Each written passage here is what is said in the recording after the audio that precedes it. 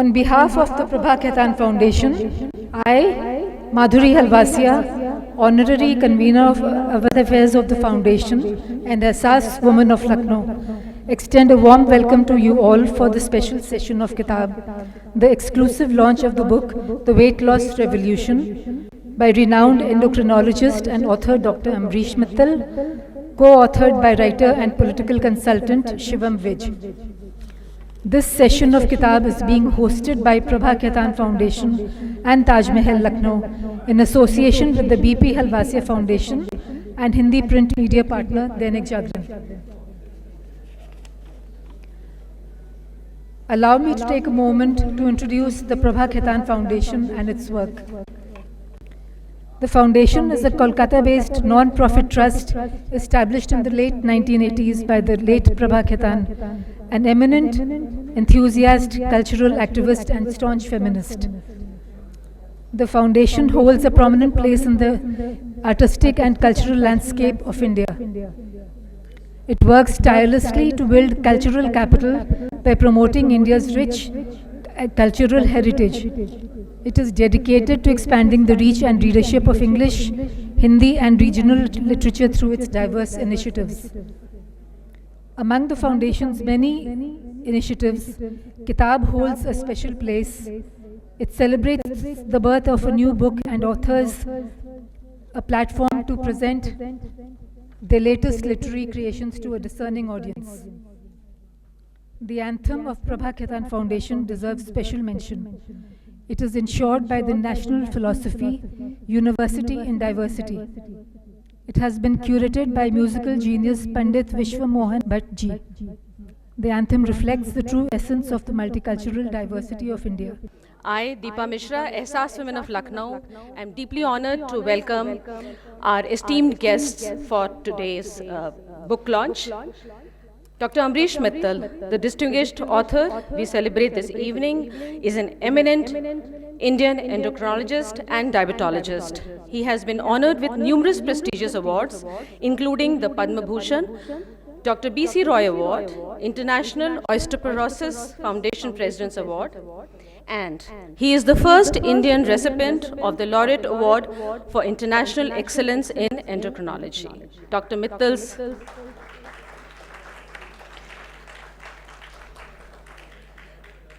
Mittal's latest work, The Weight Loss Revolution, blends medical expertise with practical insight to address obesity and metabolic health, and has been co-authored with Mr. Shivam Vij, an independent journalist, columnist, and political commentator. His sharp research-driven narratives bring depth and accessibility to the subject. He has written extensively for leading national and international publications, offering nuanced perspectives on politics, society, and contemporary issues. Before we begin this, I would also like to welcome our guest of honor,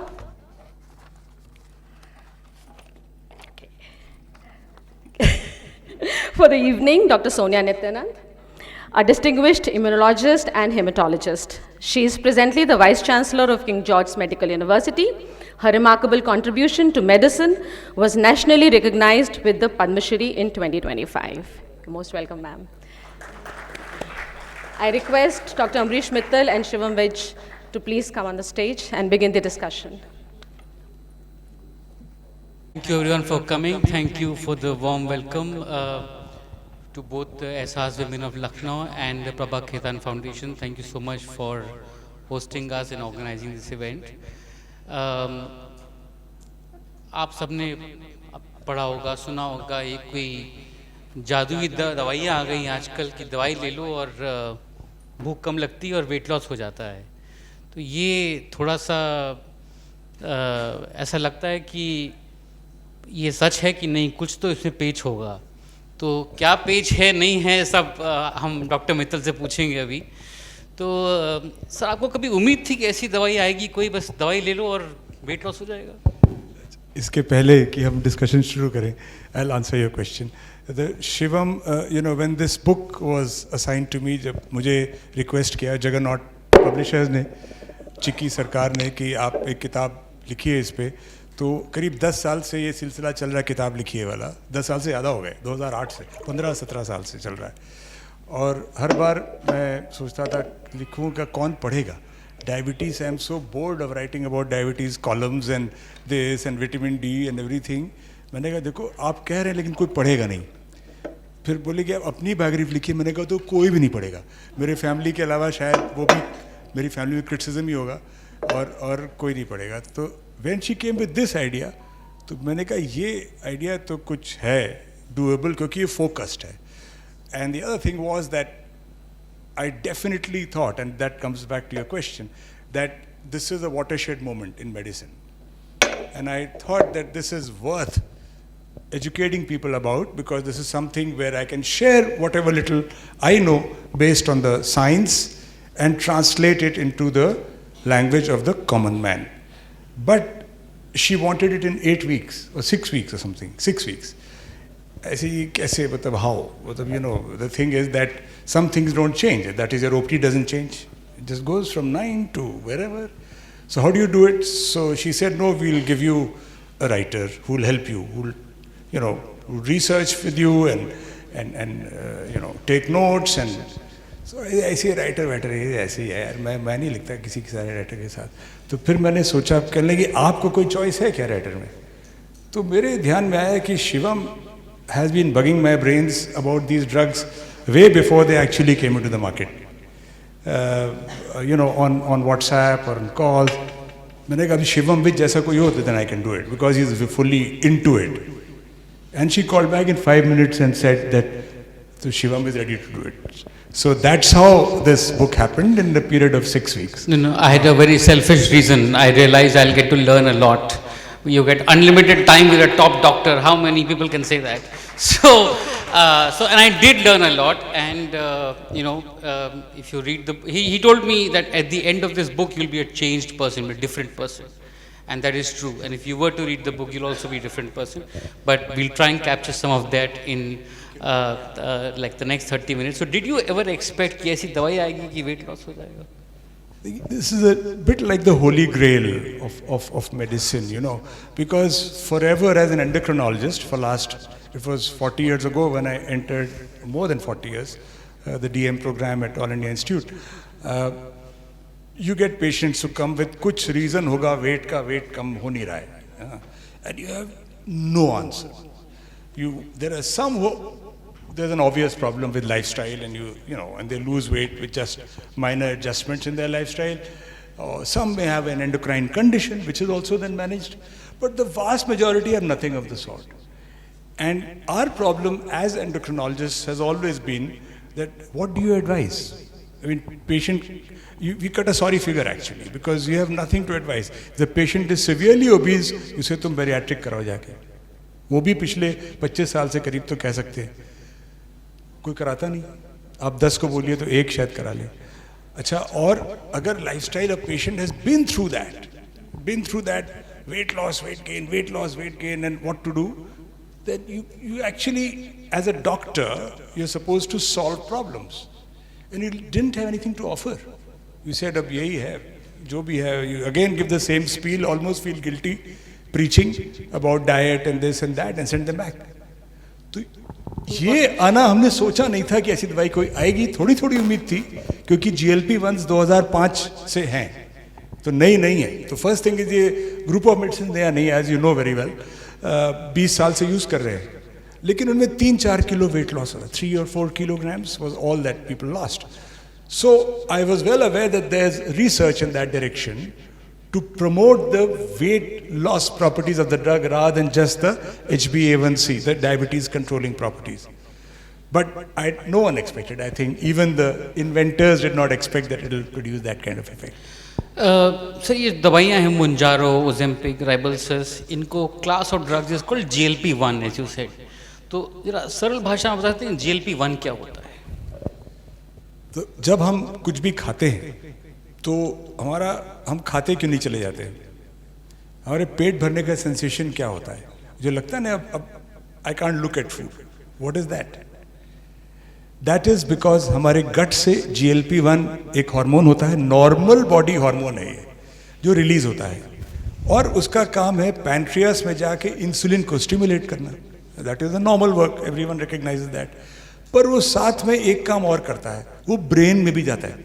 हमसे कहता है अब रुक जाओ, खाना बंद करो, you have to stop eating. So it controls your satiety. And that GLP-1 has been known for some time. But how does that translate into any benefit? If you can use something that will control your satiety, that can make a huge difference. The problem is, अगर हम ये दवाई दें किसी को, ये molecule दें किसी को जो शरीर में हमारे है GLP-1, तो वो 3 मिनट में ब्रेक डाउन हो जाता है. 3 मिनट ब्रेक डाउन हो जाता है. तो इसलिए वी नीड मॉलिक्यूल्स जो GLP-1 की एक्शन को मिमिक कर सके. तो ये जो हुआ कि वो जो ये मॉलिक्यूल्स डेवलप किए गए हैं वो हमारे GLP-1 की तरह ब्लड में ब्रेक डाउन नहीं कर जाते immediately. So they stay in the blood, right? So the first thing is you have a GLP-1 molecule which mimics our body physiology but doesn't get broken down. So it has a longer action. That was first challenge. Second challenge was how to improve the weight loss action, how to go on improving the weight loss action. That has been the subject of a lot of research, but basically this is what there are others, GIP and other things, but GLP-1 is a normal body hormone जो हमको हमारे insulin को release करता है खाना खाने पे और हमको बताता है कि अब खाना रोक दो. अगर हम उसको मिमिक कर पाएं बाहर से देने में, जिसका एक्शन लंबा हो, तो एक बहुत बड़ा कोड क्रैक हो जाएगा. That's the basis. So the first thing that anyone wants to know कि लेकिन साइड इफेक्ट्स तो होंगे इसके, तो people wonder, people are afraid. एक तरफ चाहिए भी लेकिन डर भी लगता है. तो इज इट सेफ और not? Well, is traveling on the roads of Delhi safe or not? What would you answer? Very unsafe. So would you travel on Delhi roads or not? Well, we still travel. So करना पड़ता है. Every drug can have potential side effects. The idea is that the benefit and the side effect ratio should be strongly in favor of benefits. And there should be no sinister long-term side effects that surprise you. अगर किसी को कोई दवा खाने से acidity होती है तो मत खाइए दवाई, वो नहीं सूट कर रही. लेकिन अगर किसी दवा से किडनी डैमेज हो रहा है तो प्रॉब्लम है, जो कि 2 साल बाद मालूम पड़ा, राइट? सो हिडन डैमेज नहीं होना चाहिए. तो साइड इफेक्ट्स इसके डेफिनेटली हैं. ऐसी कोई दवा बनी ही नहीं, ऐसा कोई खाना ही नहीं है साइड इफेक्ट ना हो जिसके. आप मिर्च का खाना खाइए तो साइड इफेक्ट नहीं होते हैं. तो everything has some side effects, right? So there are side effects, there are transient side effects which are disturbing to some people: nausea, vomiting, constipation. Mostly they are transient and they are manageable. In the odd 5% मतलब कुछ दिन में चले जाते हैं कुछ दिन में. मतलब शुरू में होते हैं तो 2-4 हफ्ते फिर खत्म हो जाते हैं. लॉन्ग टर्म साइड इफेक्ट्स अभी तक कोई ऐसा डेंजरस नहीं निकल के आया हम बोले कि नहीं ये तो दवा बड़ी गड़बड़ है. ऐसा कुछ भी नहीं है.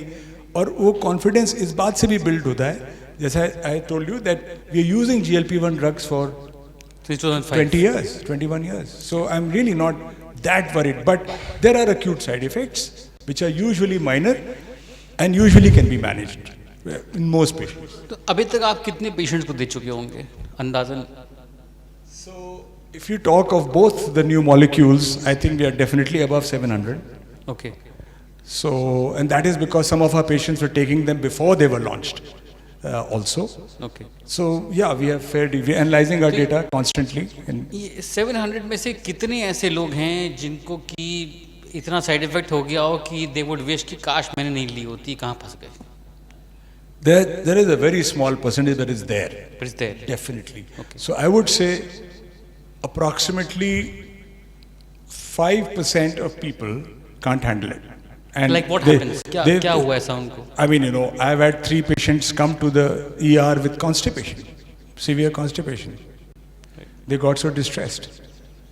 So I have had some people do funny things also. Someone took the injection and next day went off on a cruise after the first injection. अब cruise में कोई medical aid नहीं, वहाँ से मुझे you know, so you panic, you know, कि diarrhea ये वो. So there are patients, I would say roughly 5%, who will give it up because of lack of tolerability. But once they give it up, they're fine.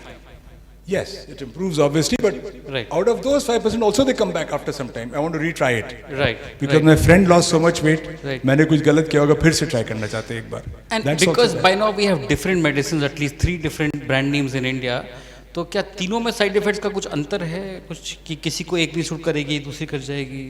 So there are 2 broad groups of medicines. एक तो GLP-1 जिसकी हम बात कर रहे हैं, जिसमें ये Wegovy और Rybelsus oral वाला आते हैं, और एक जो जिसमें 2 मॉलिक्यूल्स पे 2 पाथवेज पे एक्शन है, जिसको हम लोग मुंजारो बोलते हैं, टिrzepatide. तो थोड़ा थोड़ा फर्क है, बट एसेंशियली कोई बहुत ज़्यादा फर्क नहीं है साइड इफेक्ट्स में. ये ज़रूर होता है किसी को एक सूट करता है, किसी को दूसरा सूट करता है. So one thing that everybody wants to know कि कितना वेट लॉस हो सकता है, कितना, मतलब बताइए, बहुत लूज करना है लोगों को, तो कितना हो सकता है? तो एवरेज पहले बताते हैं, फिर रेंज बताते हैं. Average is that with semaglutide, that is Wegovy, you would lose, average weight loss is 15 to 18% in that zone, right? With Mounjaro, which is a dual receptor agonist, it definitely crosses 20%. Okay. Now, so there is a, I mean, तो मतलब it is किसी an का 100 average. Kilo 80 kilo पे आ सकता है वो? आने को तो 70 भी आया था लोग का, लेकिन एवरेज की हम बात कर रहे हैं. एवरेज की बात. इसमें एक और इंपॉर्टेंट पॉइंट है, 5 to 10% people are non responders. That means they lose less than 5% of their baseline weight. तो 100 किलो वाला अगर 96 पहुंचा तो उसको नॉन रेस्पॉन्डर कहा जाएगा. तो 5% ऐसे भी हैं. क्यों? बट वास्ट मेजॉरिटी क्यों? Why do some people not respond? not understood. That is the focus of research right now. Right. One important point here is कि जिनको डायबिटीज़ है और साथ में ये ले रहे हैं, उनका वेट लॉस थोड़ा कम होता है एज कम्पेयर टू दोज जिनको डायबिटीज़ नहीं है. तो people with diabetes lose about, like if 20% average for without diabetes, then about 15% for those with diabetes. Right. 15, 13, like that. You know.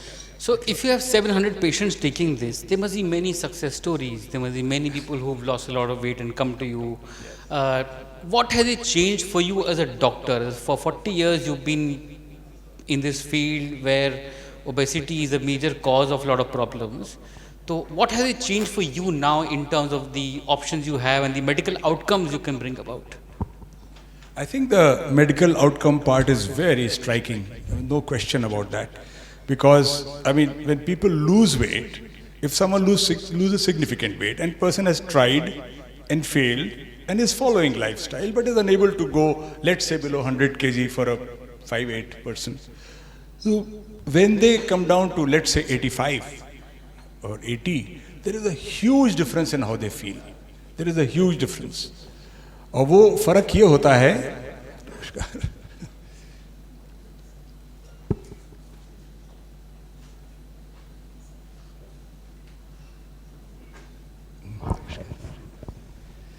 तो वो काफ़ी फ़र्क होता है उसमें. तो ये फ़र्क होता है, एक तो मोबिलिटी ही इम्प्रूव कर जाती है. Just people feel more mobile, they feel better about themselves, their sitting improves, you know, those kind of things, physical things improve. The second thing is their parameters improve dramatically. इतना dramatic improvement I have not seen, except following bariatric surgery. कि sugar की दवाई ही बंद हो गई, एक ही दवाई रह गई, यही दवाई रह गई खाली. या ब्लड प्रेशर की दवाइयाँ भी कम हो गई, एकदम बिल्कुल ही कम हो गई. I mean, there are people who are only on this drug after being on 7-8 drugs, in some cases. So Wow. that is quite very exciting as a Any doctor. anecdote you have, any happy story, one patient, you know, तो something? किताब पढ़नी पड़ेगी लोगों को. किताब पढ़ेगी. But hey, lots of happy stories. So one gentleman from my part of the country again, he was like struggling कि वजन नहीं कम हो रहा था और शुगर HbA1c होता है 3 महीने का एवरेज, वो 8.5-9 से कम नहीं हो रहा था. शुगर 250-200 ऐसी ही चल रही थी. तो और उनको मतलब वो मेरी कम्युनिटी से थे, तो उनको काफ़ी कचौरी और जलेबी और सब पूरी उरी का शौक़ था काफ़ी. तो अब उनका जो है इंजेक्शन शुरू हुआ बड़े रिलक्टेंटली शुरू हुआ, तो फ़ायदा दिखना शुरू हुआ. एक एक दवाई कम होती गई, और दवाई कम होते होते इतना हुआ कि सिर्फ वो इंजेक्शन रह गया इस पे। कह रहे साहब लेकिन एक बात बहुत दिक्कत है डॉक्टर साहब। बोले क्या हुआ? बोले साहब जिस चीज के लिए जिंदगी भर मैं तरसता रहा, जलेबी कचौरी आज ये खाएंगे, मेरा मन ही नहीं करता खाने का, देख के चिड़ मचती मुझे। So that's how your relationship with food changes. So he said, I just don't tolerate it. साथ साथ इस स्टोरी में एक पार्ट और है। उनकी पत्नी, उन्होंने भी, दोनों का इशू था घर का खाना तो जैसे था ही जो भी, तो उन्होंने भी शुरू किया। उनका 3 किलो वजन कम हुआ, सिर्फ सेम घर में, same injection, same dosing, same food. अब मेरे लिए बड़ा एम्बैरेसिंग है कि डॉक्टर साहब इनका तो सब हो गया, मेरा कुछ हो नहीं रहा, ये क्या चक्कर है। Anyway at a higher dose she also lost weight. so that is good. So now that we're talking about diabetes, ये ड्रग ओरिजिनली इजाद हुआ था डायबिटीज़ के लिए, ये तो किस्मत से पाया गया कि वेट लॉस भी होता है। तो ज़रा हम डायबिटीज़ की बात करें, सारी अटेंशन वेट लॉस पे यार, book title is also weight loss evolution, but from the point of view of treating diabetes, how has it changed things for a diabetes patient and for you as a doctor, you know? I think I have been a very strong proponent of this class of drugs for 20 years. They clearly have given us new tools to manage diabetes. आप जानते हैं diabetes किस तेज़ी से बढ़ रही है, और इंडिया में तो बहुत ही ज़्यादा डायबिटीज़ है, मतलब 10 करोड़ से ऊपर और 13 करोड़ प्री डायबिटिक्स हैं। तो जो भी दवाइयाँ आए उसमें नहीं, वो अच्छा ही है, they will help us to treat our patients. लेकिन कोई ऐसी दवाई आए जो भूख भी कम कर रही है और वजन भी कम कर रही है, तो वो एक बहुत एडिशनल बेनिफिट होता है। और कई लोग के समझ में आता है इनकी शुगर का पुअर कंट्रोल सिर्फ खाने की वजह था, और थोड़ा सा डाइट कंट्रोल करते हैं with the help of these medicine, तो एकदम से शुगर ठीक हो जाती है। तो डायबिटीज़ के लिए तो ये they have been a boon for some time, but public eye में अभी आई है because of the weight issue. So आप ये याद रखिएगा कि डायबिटीज, जो आई एम सरप्राइज कि कुछ लोग को नहीं ये अभी भी अंडरस्टैंडिंग है कि डायबिटीज का डायरेक्ट संबंध वजन से होता है। अगर इस दुनिया से ओबेसिटी हट जाए, सपोजिंग एक ऐसी बात कर रहे हैं, हट जाए, तो डायबिटीज भी 90% खत्म हो जाएगी। तो इंडिया में जो डायबिटीज का जिस तरह से बढ़ा है, एपिडेमिक कहिए जो भी कहिए, वो it is linked to obesity, it is linked to greater fat in childhood. बचपन से ही बच्चों का वेट ज़्यादा जैसे होने लग गया अब, और वैसे ही बढ़ता जाता है, और जैसे बड़े होते हैं तो डायबिटीज़ हो जाती है, ब्लड प्रेशर हो जाता है, हार्ट डिजीज हो जाती है। तो अगर हम ओबेसिटी को हम बोलते हैं mother of all chronic disease, जननी है सब बीमारियों की, एक्सेस फैट, अगर वहाँ पे हम अटैक करेंगे तो हम सिर्फ डायबिटीज़ को छोड़िए, डायबिटीज़ का तो प्रश्न आपका है, लेकिन diabetes, blood pressure, heart disease, fatty liver, even possibly Alzheimer's, I mean hundreds of things हम लोग एक साथ हेल्प करेंगे। तो इसलिए इसको, और हम लोग we are taking it upstream, the management of diabetes with these drugs. तो मैं इसी पे आने वाला था कि मोटापे से इतनी बीमारियां होती हैं पर लोगों को आइडिया ही नहीं कि ये मोटापे से हो रही है। Even diabetes you told me, बहुत सारे आपके पास डायबिटीज़ पेशेंट आते हैं जिनको ये आइडिया ही नहीं कि वो मोटापे से हो रहा है डायबिटीज़। So ये नहीं है, ये तभी मैंने बोला एक कनेक्शन लोग नहीं इस्टेब्लिश कर पाते हैं। तो लोग आके पूछते हैं साहब मैं चाहता हूँ मेरी डायबिटीज़ परमानेंटली ठीक हो जाए, अभी पे तो शुरुआत हुई, आई वांट अ क्योर। अब कहना खराब लगता है, लेकिन कोई क्योर ये है कि 20 किलो वजन कम कर लो तो ठीक हो जाएगी। वो करे कैसे कम? इतना आसान नहीं होता, बोलना बड़ा आसान होता है, इंस्टाग्राम पे दिखाना एक एक आदमी का अपना कि मैंने ये कर लिया वो कर लिया बड़ा आसान होता है। एक्चुअली कम करना in trials, in studies, in real world आसान नहीं होता है। लोग लेकिन अब दवाई से आसान हो गया है, अब थोड़ा तो आसान हुआ ही है, कोई डाउट ही नहीं है। क्या इसका मतलब है कि जो ये दवाई लेता है फिर उसको डाइट एंड एक्सरसाइज करने की जरूरत नहीं, फिर बल्ले बल्ले अपने आप वेट कम हो जाएगा? ये मैंने कब कहा यार, पूछ रहा हूँ। ये देखिए जर्नलिस्ट जो है, जर्नलिस्ट मतलब ये तो लाठी भी टूट गई और भैंस भी नहीं, ऐसे है। देखिए if you take these medicines, ये एक प्रोग्राम का पार्ट होने चाहिए, ये एक पार्ट है आपके ट्रीटमेंट का। आपका ध्यान आपकी डाइट पे, जिसमें कि रिफाइंड कार्बोहाइड्रेट कम करना, फाइबर बढ़ाना, प्रोटीन बढ़ाना, जो नॉर्मल चीज़ें हम बताते हैं लेकिन कोई सुनता नहीं है, वो अलग बात है, तो वो करना ही चाहिए। और प्रोटीन इंटेक तो विशेष इंपॉर्टेंट है इन दवाइयों के साथ, क्योंकि वेट लॉस हो रहा है, साथ में एक्सरसाइज, ये दोनों अगर नहीं है तो आपको दवाई से फुल इफेक्ट नहीं मिलेगा, मिलेगा लेकिन पूरा फायदा नहीं मिलेगा। और फिर जब भी आप दवाई को कम करना चाहेंगे तो एक पूरा पहाड़ आपको हिलाना पड़ेगा, तब कैसे एकदम से शुरू कर देंगे एक्सरसाइज। तो exercise and protein intake is very very important. हम तो इंसिस्ट ही करते हैं फिर भी, लेकिन सब नहीं करते। पेशेंट कहते जी अब जब दवाई से कम हो रहा है फिर भी आप वही बात बोल रहे हैं, मुझे फायदा क्या हुआ। तो हम नहीं, वो सिर्फ वजन, सिर्फ मशीन की वेइंग मशीन की बात नहीं है, वो ओवरऑल हेल्थ की बात। तो दैट इज समथिंग। आपका एक विशेष फोकस रहता है मसल मास पे कि people should think more about muscle mass. तो क्या इन दवाइयों से मसल कमज़ोर होती है और मसल मास की इम्पोर्टेंस क्या है और कैसे मसल मास को इम्प्रूव करना चाहिए और क्यों इतना इम्पोर्टेंट है? ये बहुत इंपॉर्टेंट सवाल है क्योंकि ये this now more and more people are taking this drugs and ये प्रश्न सब जगह दुनिया भर में उठ रहा है, लेकिन इसके कई जवाब हैं। पहली बात तो हम लोग को कभी बताया नहीं गया मसल मास की क्या इंपॉर्टेंस है। हमें तो पढ़ाई करो, बस जिंदगी में पढ़ाई करनी। We were not told that muscle mass is important in any way, right. Most of the muscle mass is built during growing years, अपनी एडोलेसेंस में ग्रो होता है। लेकिन मसल मास का इंपॉर्टेंस दो तीन बहुत इंपॉर्टेंट चीज़ें। नंबर वन, उससे डायरेक्ट इंसुलिन एक्शन पे फर्क पड़ता है। जिनका मसल मास कम होता है और फैट मास ज़्यादा होता है, उनकी इंसुलिन एक्ट नहीं कर पाती ठीक से। इंसुलिन रेजिस्टेंस खाली फैट सोचते थे, लेकिन lack of muscle is also an important factor. So that is number one in muscle mass. Second is कि मसल मास हमें एल्डरली में स्पेशली गिरने के लिए ज़्यादा प्रोन कर देता है। अगर मसल मास कम हो जाए, कमजोरी होगी, तो आपने ऐसे इंडियंस अब 80s 90s में जा रहे हैं तो 80-90 एज ग्रुप वाले गिर जाते हैं because of lack of muscle mass. तो जितना हम मसल मास बिल्ड कर पाएंगे, तो अगर लूज कर दिया मसल मास तो हमारा काउंटर प्रोडक्टिव हो गया जो अभी ये मेहनत कर रहे हैं। दूसरा, मसल मास का ऑस्टियोपोरोसिस से भी कनेक्शन है, जो मेरी रिसर्च इंटरेस्ट की फील्ड है, कि मसल मास से डायरेक्ट इम्पैक्ट हड्डी पे भी होता है, तो फ्रैक्चर रिस्क भी बढ़ता है।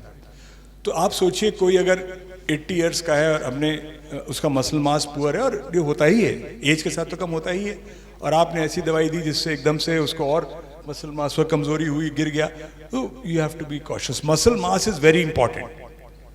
क्या ये दवाइयां मसल मास को नुकसान कर रही हैं? नहीं। We published on this even with CDRI. We published on this reviews on osteosarcopenic effects of the new drugs. But सच्चाई ये है कि जब भी हम वेट कम करते हैं, जब हम तेजी से वजन कम करते हैं, रैपिड वेट लॉस, तो कुछ मसल जाती ही है, 20 से 30% मसल जाती है। तो चाहे आप वो सिर्फ डाइट से करें, चाहे आप वो बेरियाट्रिक सर्जरी से करें, चाहे आप इन दवाइयों से करें, इनफैक्ट कुछ हद तक ये दवाइयां मसल को बचाती हैं।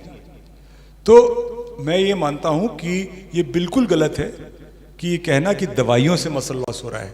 अगर आप अपने वेट लॉस का ध्यान नहीं रखेंगे, किसी भी तरीके से आप वेट लूज करके दिखा दीजिए, आप 800 कैलोरी डाइट पे चले जाइए, आपका वजन कम हो जाएगा, तो उस मसल भी तो जाएगी साथ में। तो it is not a side effect of medication, it is a normal accompaniment of weight loss, और उसको हमें रोकने के लिए जो मैंने बोला, प्रोटीन और स्ट्रेंथ ट्रेनिंग दोनों करना चाहिए। मतलब जिम फिर भी जाना पड़ेगा? कुछ स्ट्रेंथ ट्रेनिंग होनी चाहिए। मतलब सिर्फ जो हम लोग, okay, we all been taught exercise means what, walking कर लो, थोड़ा योगा, स्ट्रेचेस, वॉक करो खूब, इतने सारे स्टेप्स कर लिए, not enough. Ideally we need to do little more. You know, देखिए मैं इसी शहर का हूँ, मुझे कोई एक्सरसाइज का शौक वॉक नहीं है ऐसी, मतलब वो नहीं कि I am not one of those you will find huffing and puffing by the road side. Lucknow वाले अपने शरीर को ज़्यादा तकलीफ देने में विश्वास नहीं करते, लेकिन कुछ तो हमें करना पड़ेगा अगर हमें हेल्थी रहना है। तो other than walking and yoga, which many of you do और most of you do, I think some amount of strength training, weights etcetera is important, because otherwise you know you're looking at very short term. आपने दवा से weight lose कर लिया, parameters अच्छे हो गए, लेकिन आगे क्या होगा हम नहीं सोच पा रहे हैं।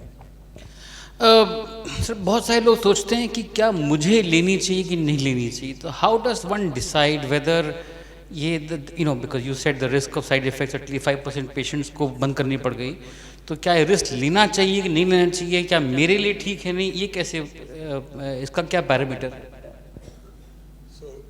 आप तो ट्विटर पे हैं एक्टिव, मैंने अभी 3-4 दिन पहले ट्वीट किया था मजाक में कि आधा दिन मेरा it goes in convincing people who require GLP-1 medication कि ले लो भाई, तुम्हारे लिए बहुत ज़रूरी है, तुम्हारी डायबिटीज़ अनकंट्रोल्ड है, तुम्हारा वजन, तुम्हारा BMI 35 है, you are an ideal candidate. और वो कहते नहीं, हमें साइड इफेक्ट से डर लगता है. और other half of my day goes in convincing people कि भाई तुम्हें नहीं लेना है, तुम्हें ज़रूरत ही नहीं है. नहीं, मुझे चाहिए कि बेटी की शादी है, 3 किलो वजन कम करना है. अब ये कैसे, मतलब ये मैंने कहा भाई मैं कोई ब्यूटी पार्लर टाइप, मतलब I am not running a salon for weight loss, I am an endocrinologist. तो ये जिनको लेना चाहिए डेफिनेटली, जिनको डायबिटीज़ है और जिनकी अनकंट्रोल्ड डायबिटीज़ है और वेट से रिलेटेड है, वो आर द नो ब्रेनर. वो प्रॉब्ली ऐसी दवाई पे होंगे ही, इसके प्रेडिसेसर पे ये बेटर है, तो इनको लेना चाहिए. सो एक तो डायबिटीज़ वाले जिनका वजन ज़्यादा है और कंट्रोल में दिक्कत हो रही है, लेना चाहिए. क्योंकि डायबिटीज़ में वो नहीं है सिर्फ वजन और वो नहीं है, डायबिटीज़ में शुगर कंट्रोल कर रहा है, साथ में may be you talk about it separately, heart and liver and kidney benefits भी तो बहुत ज़्यादा हैं. Clear evidence 25% reduction in heart attacks इस दवाई से. क्लियर एविडेंस फैटी लिवर के लिए अप्रूव हो गया treatment, right. Clear evidence progression of kidney disease slows down. So ऐसे पेशेंट जो सिक हैं, जिनको है प्रॉब्लम, उनके लिए तो कोई डिस्प्यूट ही नहीं है, उनको लेना ही चाहिए अगर डॉक्टर बताता है तो. दूसरी कैटेगरी जहां सवाल ये उठता है बार बार, वो ये है कि सिर्फ वजन के लिए लेनी चाहिए, डायबिटीज नहीं है. तो उसमें जो वर्ल्ड वाइड क्राइटेरिया है और हमारी सरकार ने भी जो अप्रूव किया है, वो ये है कि 30 BMI से ऊपर अगर आपने प्रयास किया अपने व्यायाम से, अपने भोजन से, और आपका नहीं नियंत्रण में आई शुगर, तो अगर 30 से ऊपर आपका BMI है तो आप इस दवा को बिल्कुल ले सकते हैं. लेना मैंडेटरी नहीं है, लेकिन ले सकते हैं बिल्कुल. और जहां आप 30 के ऊपर 33-35 BMI पे पहुंच रहे हैं, तब तो लेना ही चाहिए. तो overweight, over a particular degree of weight, and little lower than that but with diabetes, तो वो एक, बट ये ना ओवर सिंप्लीफिकेशन है, ये सब ऐसे ही है, ये सब चेंज होगा. BMI से क्रूड कोई चीज़ होती नहीं है. आई मीन आई थिंक हम लोग जो स्टडीज़ करेंगे, दुनिया भर में जो स्टडीज़ होंगी, उससे ये पता लगेगा एग्जैक्टली कौन अच्छा कैंडिडेट है, कौन नहीं है. इसमें मतलब लेयरिंग है, ये इतना सिंपल नहीं जैसे अभी हम लोग कर दे रहे हैं क्रूडली कि LDL कोलेस्ट्रॉल 100 के ऊपर है तो स्टैटिन देना है, उतना ही क्रूड ये भी है अभी. तो we don't really know the fineries. But so therefore you are saying कि to know the fineries, doctor के पास जाके लेना, doctor has to decide whether you are a fit candidate or not, because बहुत सारे लोग अपने आप ले रहे हैं. How dangerous is that? बिल्कुल ही गलत है. I didn't mean in all this discussion कि अपने आप ले कोई, अगर डायबिटीज हो या वेट ज़्यादा हो. It has to be under medical supervision, और वही अप्रूवल भी है उसका. भाई इट्स अ प्रिस्क्रिप्शन ड्रग. सो आप बिल्कुल सही कह रहे हैं, ये मिसयूज, ग्रोस मिसयूज है जो लोग अपने आप ले रहे हैं, आई थिंक. और लोग उसमें, दवा भी बदनाम होती है, अच्छी खासी दवाई उल्टे सीधे लोग लगा रहे हैं, ज़रूरत है नहीं है, फिर साइड इफेक्ट होते हैं तो अखबार में निकलता है ये साइड इफेक्ट निकला है. तो ये बहुत बड़ा चैलेंज है, दुनिया भर में चैलेंज है ये. लेकिन इंडिया में हमें और ध्यान रखना पड़ेगा, हमारी पूरी पॉपुलेशन उतनी अवेयर नहीं है. अभी तो दवाइयाँ बहुत महंगी हैं, तो अभी तो बहुत ही कम, लेकिन अगले वर्ष तक दवाइयों, सरकार सस्ती करेगी इन दवाइयों को, WHO की एसेंशियल लिस्ट में आ गई तो हो जाएगी. आई एम श्योर मार्च अप्रैल तक दे बी मच चीपर, और मच चीपर में कंपटीशन होगा तो और भी सस्ती होगी. तो इसलिए ऐसे में अगर लोग बिना मेडिकल सुपरविजन, बिना मेडिकल डायरेक्शन के लगाएंगे तो उसमें बहुत खतरा है, वो तो गलत ही हो जाएगा एकदम. थोड़ा फिर भी मैं एंटिसिपेट करता हूँ कि होगा ऐसा. अच्छा ये बताइए कि दवाई हम लगाते हैं बीमारी के लिए, तो अगर हम मोटापे के लिए दवाई लगा रहे हैं तो क्या इसका मतलब मोटापा अपने आप में एक बीमारी है? आपको एक बात मालूम है, WHO को हम लोग सबसे इंपॉर्टेंट संस्था मानते हैं. WHO वर्ल्ड वाइड 1997 के WHO डेफिनेशन में ओबेसिटी इज अ डिजीज. कितने साल हो गए? 30 होने जा रहे हैं, 28 साल पहले. मेडिकल सर्कल्स में ये वेल रिकग्नाइज्ड है कि ओबेसिटी एक बीमारी है. उसको इस तरह से प्रोजेक्ट नहीं करते हैं फॉर 2 रीजंस. नंबर 1, मतलब 80% लोग डिप्रेस हो जाएंगे, मत बीमार हो, तो हमने तो लिखना ही बंद कर दिया ओबेसिटी. हम लिखते हैं ABCD, एडिपोसिटी बेस्ड क्रॉनिक डिजीज. वो तो पेशेंट नहीं समझ सकता, खाली ये कोई नहीं बोलेगा मुझे ABCD हो गया है. हाँ नहीं बोले, nobody will say I have got ABCD. वो हमारा कोड है, but it is a recognised acronym by the American association. So ABCD is what we use. तो ये सारी दुनिया को बीमार बता देना भी एक चैलेंज है. But we do recognise it as a condition that requires attention. So and that attention may mean medicine also. और अब जब दवाइयाँ उपलब्ध हैं तो सही सलाह लेके आप अगर उसके लिए उपयुक्त हैं आप तो लीजिए. सर आप 40 साल से पेशेंट्स देख रहे हैं डायबिटीज़ के और भी बीमारियों के, तो कितने आपने देखे हैं जिनको आपने बोला हो कि वेट लॉस करो और मेहनत करके उन्होंने वेट लॉस किया हो डाइट एक्सरसाइज से और वेट वापस ना आया हो सस्टेनेबल लॉन्ग टर्म, 10 किलो कम किया उसके बाद कभी वापस नहीं आया? वो सिर्फ इंस्टाग्राम वाले हैं. अच्छा, तो मतलब सभी का आ जाता है? मुझे लगा खाली मेरा आता है. उतने हैं, मतलब हैं, आई कांट से सबका आता है. There are definitely some people जो पूरी ही लाइफस्टाइल अपनी चेंज कर देते हैं और मेंटेन कर लेते हैं, तो उनका नहीं होता ऐसा. लेकिन ऐसे बहुत ही कम प्रपोर्शन होता है, बहुत कम प्रपोर्शन होता है. तो human mind doesn't allow that. That's the problem. Why? Because our body is designed to preserve fat. हमारा शरीर स्टारवेशन के थ्रू गया है through thousands of years. Human body में ये है कि खाना आए तो रोको उसे, उसको फैट्स को स्टोर करो, वो बुरे वक्त में काम आएंगे. तो वो हमारा बॉडी का डिजाइन ही है ऐसे, ह्यूमन बॉडी का. तो ये तो कई हजार वर्ष लगेंगे बदलने में. तो अब सब जगह खाना हो गया ज्यादा, तो इसकी वजह से body will fight you. When you are trying to lose weight, your body will fight you, लड़ता है आपसे. जैसे ही आप कोशिश करो फिर से बढ़ने लगता है. तो दैट इज द इसमें क्या जेनेटिक्स का भी रोल है in both obesity and diabetes? कि हम देखते हैं कि पूरी फैमिली में एक होता है, एक पूरी फैमिली पतली दुबली, एक पूरी फैमिली में ओबेसिटी है, पूरी फैमिली डायबिटीज़ है. तो जेनेटिक्स का कितना रोल है? जेनेटिक्स का सिग्निफिकेंट रोल है. 40-50%, सम पीपल से even higher. Genes play very important role in this. Like in diabetes, obesity में जेनेटिक्स का रोल होता है.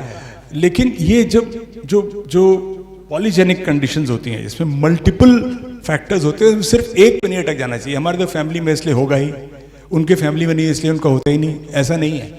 There is genes, there is. अगर सिर्फ जेनेटिक्स होता तो इंडिया में ओबेसिटी बढ़ क्यों रही है? जीन्स तो वही है, बढ़ती चली जा रही है. तो genes is important but not the only thing. उनको हम मतलब ब्लेम करके और अपना जिम्मेदारी नहीं छोड़ सकते. जीन्स के साथ एनवायरनमेंट, कैसा एनवायरनमेंट है, what is acceptable culturally as a weight. एक ज़माना था when I was small and I was growing up in Park Road, so my mother used to think that I am sick because there were two of us who were thin and all my other friends were fat. They were not healthy, they were fat. But she thought, वो देखो राजे कितना healthy है, कितने अच्छे उसके गाल गोल गोल, तुम लोग सब एकदम पतले पतले मरियल लगते हो. She thought I was sick. She thought all my fat friends were healthy.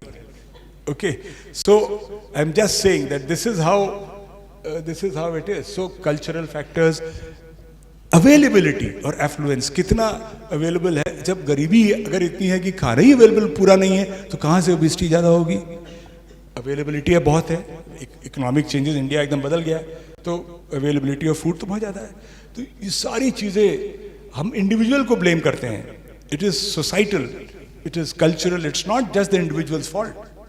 मैं एक हमेशा बोलता हूँ, माननीय मंत्री जी भी यहाँ हैं, हर सरकारी मीटिंग में मैंने बोला है ये, मुझसे कई बार टीवी भी पूछ लेते, एक अगर चीज़ करनी हो ओबेसिटी को फाइट करने के लिए तो क्या कर सकते हैं? वो आसान नहीं है, लेकिन वन लाइन इज कि healthy food should be cheaper than unhealthy food. Milk should be cheaper than coke, as an example. वो मुश्किल, it's not easy, I am just saying. But अगर व्यक्ति के पास चॉइस हो कि यार ये तो मतलब ये, क्योंकि इकोनॉमिक्स बहुत ड्राइव करती है ईटिंग ना, तो अगर सस्ती चीज़ जो मिल रही है that is healthier than the more expensive thing, then you would always go for that. A lot of people will go for that reason. So that is the kind of environmental thing that is required. Sir एक word हम बहुत सुनते हैं, inflammation. Vidya Balan कहती हैं anti inflammatory diet से मैंने weight loss कर लिया. तो ये मोटापे का और बीमारी में इन्फ्लेमेशन का क्या रोल है, और क्या ये दवाइयाँ भी इन्फ्लेमेशन को कम कर रही हैं? सो इन्फ्लेमेशन इन्फ्लेमेशन एक कंडीशन होती है, जैसे जब हमारा जो विसरल फैट होता है, पेट वाला फैट, वो रिलीज करता है टॉक्सिन्स, तो पूरे शरीर में एक इन्फ्लेमेशन हमने सुना है कोविड के दौरान, वो एक extreme level of acute inflammation था। बट क्रॉनिक इन्फ्लेमेशन होता है तो आर्टरीज ब्लॉक होती हैं, लिवर में फैट जमा होता है, किडनीज डैमेज होती हैं, तो chronic brain function, chronic inflammation is very important. जब हम भोजन लेते हैं जो हेल्थी है, एकदम खाना ऐसा लेते हैं जो पौष्टिक है, स्वास्थ्यवर्धक है, तो हम इन्फ्लेमेशन को कम करते हैं।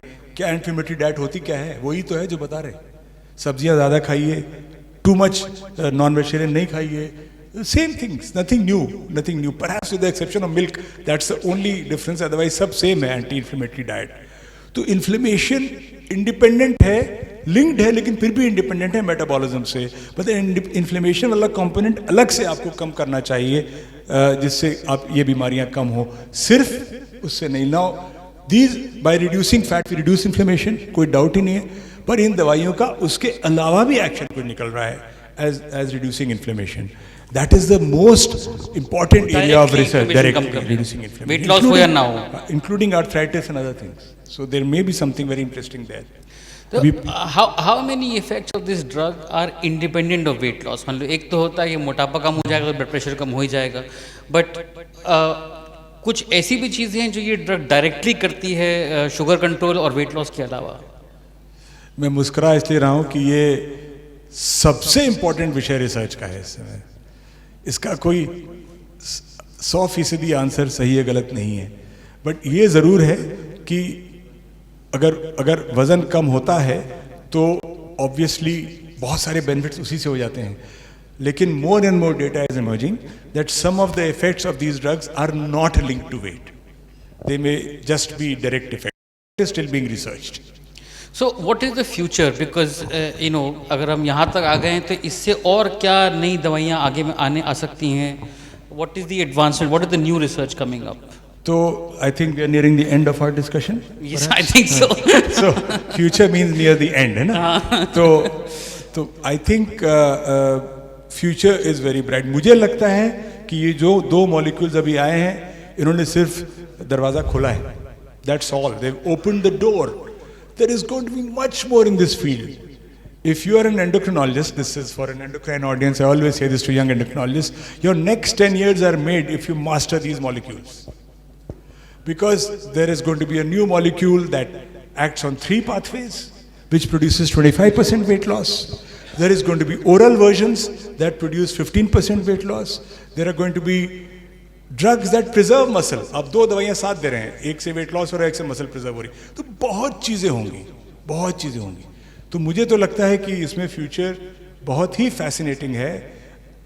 forget book, forget all discussion, purely as an endocrinologist, as someone interested in science, I think it's fascinating how it has changed in the last few years, and how I'm sure it's going to change in the next few years also. Okay, thank you so much. That's it from us. Over to you. So we'll do an audience Q&A after the book launch ceremony. Namaskar. I request our chief guest, Honorable Deputy Chief Minister, Shri Brijesh Pathak ji, our guest of honor this evening, Dr. Sonia Nityanand ji, Amrish Mittal ji, and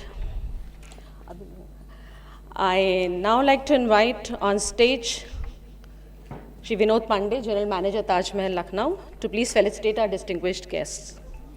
Prabha Ketan Foundation promotes cross-state cultural understanding and appreciation. This is to support our ongoing efforts to foster unity and appreciation of the rich cultural heritage across India's diverse states by exchanging cross-city cultural mementos. Today we are pleased to present our guest for the evening with Kathputli, string puppets from Western India.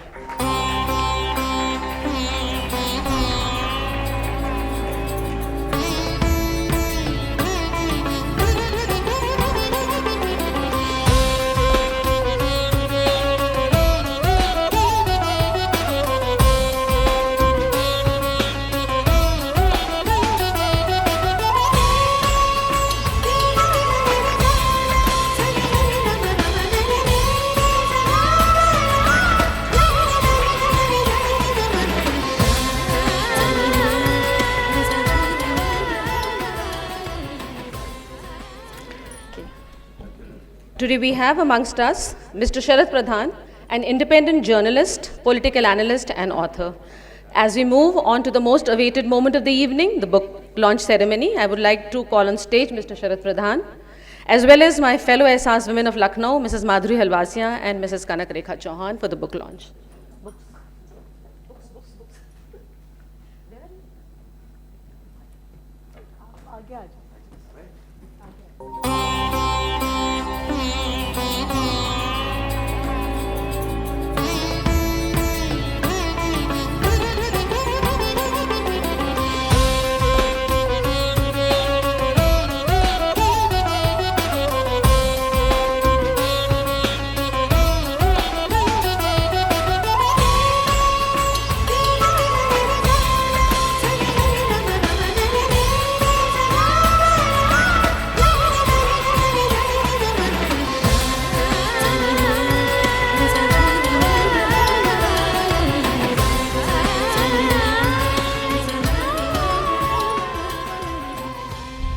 I now invite Mr. Sharath Pradhan to the podium to share a few words. Good evening, everybody. It's a great occasion and a very eventful day because a Lucknow boy has been telling us how to live and how to live happily and healthily, in a healthy way. And it's coming from interestingly, Shivam is also from Lucknow. So both of them are doing a great service to Lucknow, and Amrish is always remembered by this city because of the various things that he's done. In fact, he always reminds me of one couplet written by another Lucknow boy, Khushbir Singh Shad, which goes like this. And that describes Dr. Amrish Mittal. हम अपने दर्द की शिद्दत को कम नहीं करते, जरा सी बात पे आंखों को नम नहीं करते, बने बनाए रास्तों पे चलते नहीं, दिस इज फॉर हिम. तमाम लोग जो करते हैं वो हम नहीं करते. That is Amrish Mittal, and that is what he has done. You know, I have known him for almost 4 decades, and when he joined PGI, उससे पहले कॉल्विन में यहाँ पढ़े हैं, वहाँ भी बड़ी शोहरत हासिल करी है. एंड उसके अलावा he came from a very illustrious family. His father was Brajesh भाई विधानसभा के, इनके पिताजी सचिव थे लगभग 19 साल, मेरे ख्याल लॉन्गेस्ट टेन्योर रहा होगा. तो बड़ा इनका और लखनऊ से इतना लगाव रहा. Although he went off to Kanpur for his MBBS, then went off to AIIMS. वहाँ से ये एंडोक्रिनोलॉजी में खाली ये आज ये हासिल नहीं किया इन्होंने, इंडिया यहाँ के एम्स के पहले एंडोक्रिनोलॉजी के DM हैं ये, इससे पहले, if I am not wrong Amrish. And then the kind of name that he has earned. In fact, precisely 27 years ago, जब ये लखनऊ से जा रहे थे तो बड़ा कंफ्यूजन था इनके घर में भी एंड इनके खुद में भी कि ये लखनऊ छोड़ के जाए कि ना. एंड एवरीबडी फेल कि जिस तरह से अमरीश मित्तल का कंट्रीब्यूशन है टू रिसर्च एकेडमिक्स, वो PGI छोड़ करके जाना, 10 साल हो चुके थे इनको PGI में, तो सबको ये लग रहा था कि भाई ये it is a big loss to, it was a big loss to Lucknow and a big loss to PGI, because जो ये कर रहे थे तो इनके बड़े ब्रदर जनरल मैनेजर थे रेलवेज में. तो उन्होंने हमसे एक दिन कहा, because I was close to the family also, तो बड़े बोले कि भाई मुझे बड़ी चिंता है और तुम समझाओ इसे, तुम लोग फ्रेंड्स हो. और भी फ्रेंड्स को कहा इन्होंने कि भाई ये ना छोड़ के जाए, ये लखनऊ में रह करके what he is going to do in PGI. वो वहाँ चमक दमक में अपोलो हॉस्पिटल, तो पहला अकेला कॉर्पोरेट हॉस्पिटल अपोलो ही बना था, वो वहाँ से नहीं होगा. तो I also try to dissuade him and I said कि भाई यहाँ से जाओगे तो वाकई में apart from PGI suffering the loss, it will be a loss because you are destined to do far greater things. और फिर जाकर के and you are not the types who been running after money, तो वहाँ जाके research तो नहीं होगी. ही सेड कि नहीं, I am prove to you कि मैं करके दिखाऊंगा. And today you see what he has done, what the kind of the different things that he has done. And यही वजह है कि इनको Padma Bhushan mila, and it's a proud moment for Lucknow. He is the only Padma Bhushan from Lucknow. और ऐसे काम के लिए मिला इनको, ये जो बता रहे थे, जिसको बड़े हल्के से इन्होंने बताया, जो बोन मिनरल रिसर्च है वो उसमें he is the Pioneer in the country. तो बहुत बड़ी और मेंटेन किया इन्होंने। ये बड़ा मुश्किल होता है, ये बात सब जानते हैं कि कॉरपोरेट वर्ल्ड में जाकर के फिर आप एकेडमिया या रिसर्च नहीं कर पाते। वो दोनों चीज को वो कंटिन्यू करना और साथ साथ एक अलग अपने लिए एक जगह बनाना इस प्रोफेशन में डॉक्टर्स सब जगह सारी दुनिया में डॉक्टर्स होते हैं, but Amrish Mittal is a doctor जिनको क्योंकि इनका जो एस्पेक्ट है आप लोगों ने देखा होगा, मुझे बार बार याद आता है वो, इनको जब देखता हूं तो मुझे टाटा स्टील का एक एडवर्टाइजमेंट याद आता है जिसमें बहुत सी बातें टाटा स्टील अपने बारे में बताता है कि we do this, we do this, we do this, in the end they say we also make steel.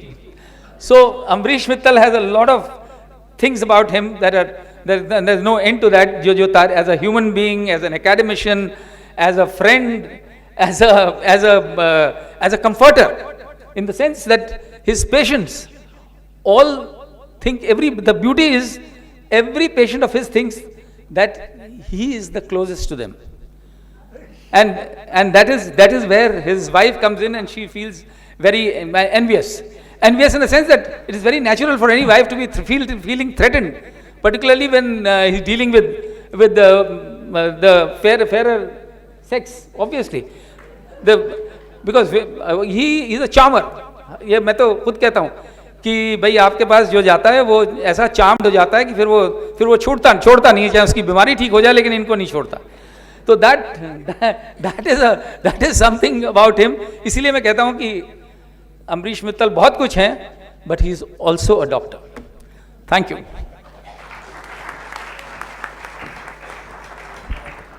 Thank you, Mr. Pradhan, for your insightful words. I now request our Chief Guest, Honorable Deputy Chief Minister, Shri Brijesh Pathak, to kindly address the gathering. Doctor Amrish Mittal ji द्वारा लिखित पुस्तक the weight loss revolution के भव्य एवं गरिमामयी विमोचन समारोह में हमारे बीच में उपस्थित हैं बहुत ही वरिष्ठ पत्रकार आदरणीय शरद प्रधान जी, कुलपति King George Medical University professor Sonia Nityanand ji, सामने बैठे वरिष्ठ IAS अधिकारी प्रदीप शुक्ल जी, आराधना जी, माधुरी हलवासिया जी, और जिनकी वजह से हम सब यहाँ एकत्र हुए हैं, ऐसे देश के जाने माने चिकित्सक और लेखक डॉक्टर अमरीश मित्तल जी और देश के बहुत ही वरिष्ठ पत्रकार आदरणीय शिवम बिज जी, उपस्थित सभी भाइयों तथा बहनों, आज एक ऐसे पुस्तक विमोचन कार्यक्रम में मुझे आने का अवसर मिला जो मेडिकल साइंस की एक बड़ी चुनौतीपूर्ण विधा को व्याख्यापित करती है, या मैं कह सकता हूं उसको ट्रांसलेट करती है। पूरी दुनिया में मोटापे से सब परेशान है। भारत में 80 के दशक में जिसके पेट नहीं होता था तो गांव में कहा जाता था कि ये भुक्खड़ लोगों का घर का, इसके कुछ है नहीं। पूछिए, मैं सच्चाई बखान कर रहा हूं। इसी देश में यदि किसी का पेट निकला नहीं माना जाता था कि उसके माता पिता ने उसको ठीक से सेवा नहीं किया, माता पिता ने ध्यान नहीं दिया। धीरे धीरे हम लोग दुनिया देखने लगे। आलोक रंजन साहब पीछे बैठे हैं, आप आगे आ जाइए ना, जगह खाली है, आइए, आनंद आएगा। आप बहुत ही वरिष्ठ IAS अधिकारी रहे हैं, प्रदेश की आपने डेवलपमेंट में बड़ा योगदान रहा है। अब तो आ गया स्लिम ट्रिम वाला जमाना और सब लोग स्लिम ट्रिम होना चाहते हैं। अंदर कुछ लोग सांस खींच लेते हैं, जब फोटो खिंचाते हैं लंबी सांस खींच करके उसको कोशिश करते हैं फोटो में कम से कम ना आए। सही है, बताइए, आप भी कोशिश करते हैं। अब समस्या क्या है कि अच्छा दिखना है और लालच हमें करने नहीं देता। GM साहब नहीं करने देते, कुछ ना कुछ खिलाए, रसगुल्ले खिलाते रहेंगे, जूस पिला रहे थे। कुल मिला के समस्या यह है कि हमने प्रकृति को चुनौती देती है। ईश्वर ने हम सबको बनाया और कहा तो 84 लाख योनियां जाती, लेकिन ये प्रकृति में ढेर सारे जीव जंतु हैं, पशु पक्षी हैं, और सबका अपना अपना योगदान है सोसाइटी में। तो हमने काट पीट करके बराबर करके अपना तो घर बना लिया। अभी हम 1-1.5 महीना पहले एक कार्यक्रम में गए, उसमें ऐसे ही हेडिंग लगा था घुसपैठिया कौन। लखनऊ में ही कार्यक्रम था। इसमें से कुछ लोग थे, नहीं थे। अब मैंने सोचा कि घुसपैठिया कौन, जरूर कहीं कोई टेररिस्ट घुस आया होगा। मेरे दिमाग में यही था। हमें जब आमंत्रण मिला उसमें कुछ विश्लेषण नहीं था। तो पहुंचे तो पत्रकार साहब थे, आपके पुराने संस्थान के एडिटर थे, और उन्होंने ऐसा शुरू किया इंटरव्यू। तो इंटरव्यू था कि आज के कुछ वर्ष पहले गाजियाबाद की एक पॉश कॉलोनी में एक टाइगर घुस आया था। आप लोगों ने खबरें देखी होंगी, और उस टाइगर का इंटरव्यू था। टाइगर को उन लोगों ने ग्राफिक इमेज बना रखी थी, और टीवी का एक छोटा सा 20 मिनट की पिक्चर थी, और एक पत्रकार टाइगर का इंटरव्यू ले रहा था कि ये घर तो हमारा यहां था जंगल, और पेड़ आपने काटा, अपनी बिल्डिंग खड़ी कर ली, तो घुसपैठिया हम है कि तुम? वो टाइगर कह रहा था इंटरव्यू में। पत्रकार पूछे जा रहे थे तू हमारे घर में क्यों घुस आए, और हम तो बहुत चिंतित हैं, हमारी पत्नियां रहती हैं, माँ रहती हैं। शेर बात कर रहा था, पूरा टाइगर बात कर रहा था। वो 20 मिनट की पिक्चर थी जो सबके हृदय को छू गई। आज इस विषय पे मैं चर्चा करना चाहूंगा। ये भी बहुत मार्मिक किताब है, ये सब लोग पढ़ना चाहेंगे। इस किताब के बारे में कहूँ, बहुत ज्यादा अवसर तो मुझे मिला नहीं। मैं बाहर था, आज नमो मैराथन दौड़ थी, बरेली था, फिर आगरा गया, फिर आपके बीच आया। थोड़ा देर हुई, 5 बजे प्रधानमंत्री जी संबोधन करने वाले थे। मैं देख लूं क्या होने वाला, सब लोग चिंतित थे, तो हम लोग सुनने लगे। सब कुछ ठीक है। जीएसटी रिफॉर्म्स को बारे में चर्चा हुई। इस पुस्तक में जानते क्या लिखा है? हम लोग जहाज में जब बैठते हैं तो सब सोचते हैं कि अपने अपने आराध्य को जहाज क्रैश ना हो जाए, सब कुशल उतर जाएं, सब सोचते हैं। इसमें लिखा है, लिखा है, लिखा है आपने, बीस साहब ने लिखा है। और दूसरा लिखा है कि बाथरूम में स्लिप होकर ज्यादा लोग घायल होते हैं वनस्पति जहाज क्रैश होने से, और उसकी कोई चर्चा नहीं होती मीडिया में। इस पुस्तक में आपने कहीं लिखा है। और एक बात और लिखी है आपने कि दवाई कैसे खाएं, ये वेट लॉस करने वाली दवाई को खूब चबाइए आराम से, यही तो लिखा है ना आपने। खाली पेट में चबाने के लिए भी लिखा है आपने। खूब आराम से खाइए, जल्दी मत खाइए, और इसके बाद टहलिए जरूर। भोजन करने के बाद 10-15 मिनट आपको वॉक करना है। तो कुछ पन्ने हमने पलटे, हो सकता है कि और कोई पन्ना मैं पलट लिया हूं। तो मेरा ये कहना है कि ये किताब की जरूरत कब पड़ रही है आपको? आप सब प्रबुद्ध वर्ग, किताब क्यों जरूरत पड़ रही है आपको? क्योंकि हमने प्रकृति को पूरी तरह से अपने लिए मोड़ने का काम किया है। बाहर टेम्परेचर 48 है और हमने इसको 16 बना दिया। हम लोग जितने लोग बैठे हैं सभी लोग जानते हैं, आलोक रंजन भाई सब जानते हैं, केवल जाड़े में कंबल रजाई ओढ़ी जाती थी। अब गर्मी पड़ रही है 48 डिग्री में भी बगैर कंबल कौन सो रहा? बताओ जरा मुझे, आप कौन सो रहा है? किसके पसीना निकलता है?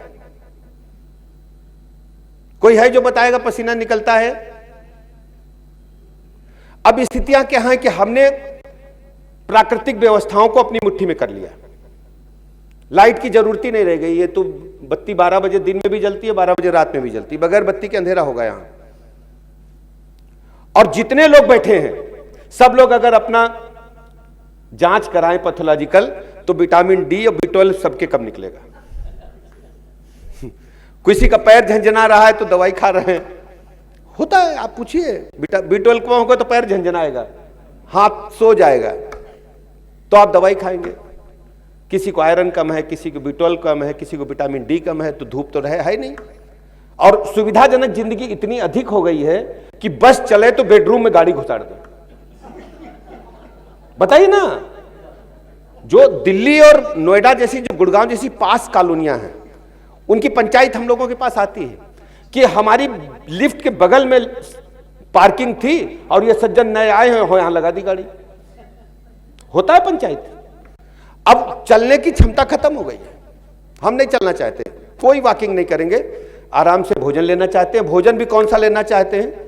और चिंताजनक स्थिति यह है, साहब इस पे एक पुस्तक आपको लिखना होगा कि कोई भी बच्चा 18 से 40 साल वाला रात में सोने को तैयार नहीं है। सारे माता पिता परेशान हैं।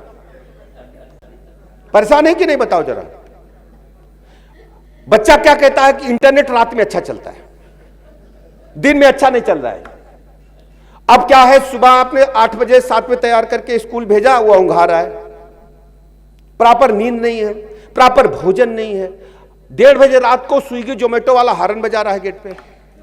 बजाता कि नहीं बजाता बताओ भैया। वो ऑनलाइन पेमेंट हो गया, आपसे पूछने पैसा भी मांगने नहीं आ रहे, वो पेमेंट कर दे रहे हैं, आपको पता ही नहीं कितना खर्चा घर में चल रहा है। कल का अखबार लखनऊ था, एक बच्चा कक्षा 8 का था, 14 लाख रुपए उसने ऑनलाइन गेम में पिताजी के अकाउंट से खर्च कर दिए। 14 लाख रुपया। और उस बच्चे के पिता ने जब जाना, उनके बैंक से जब मैसेज आया तो 14 लाख कट गए, तो सीधे बच्चे के स्कूल गए।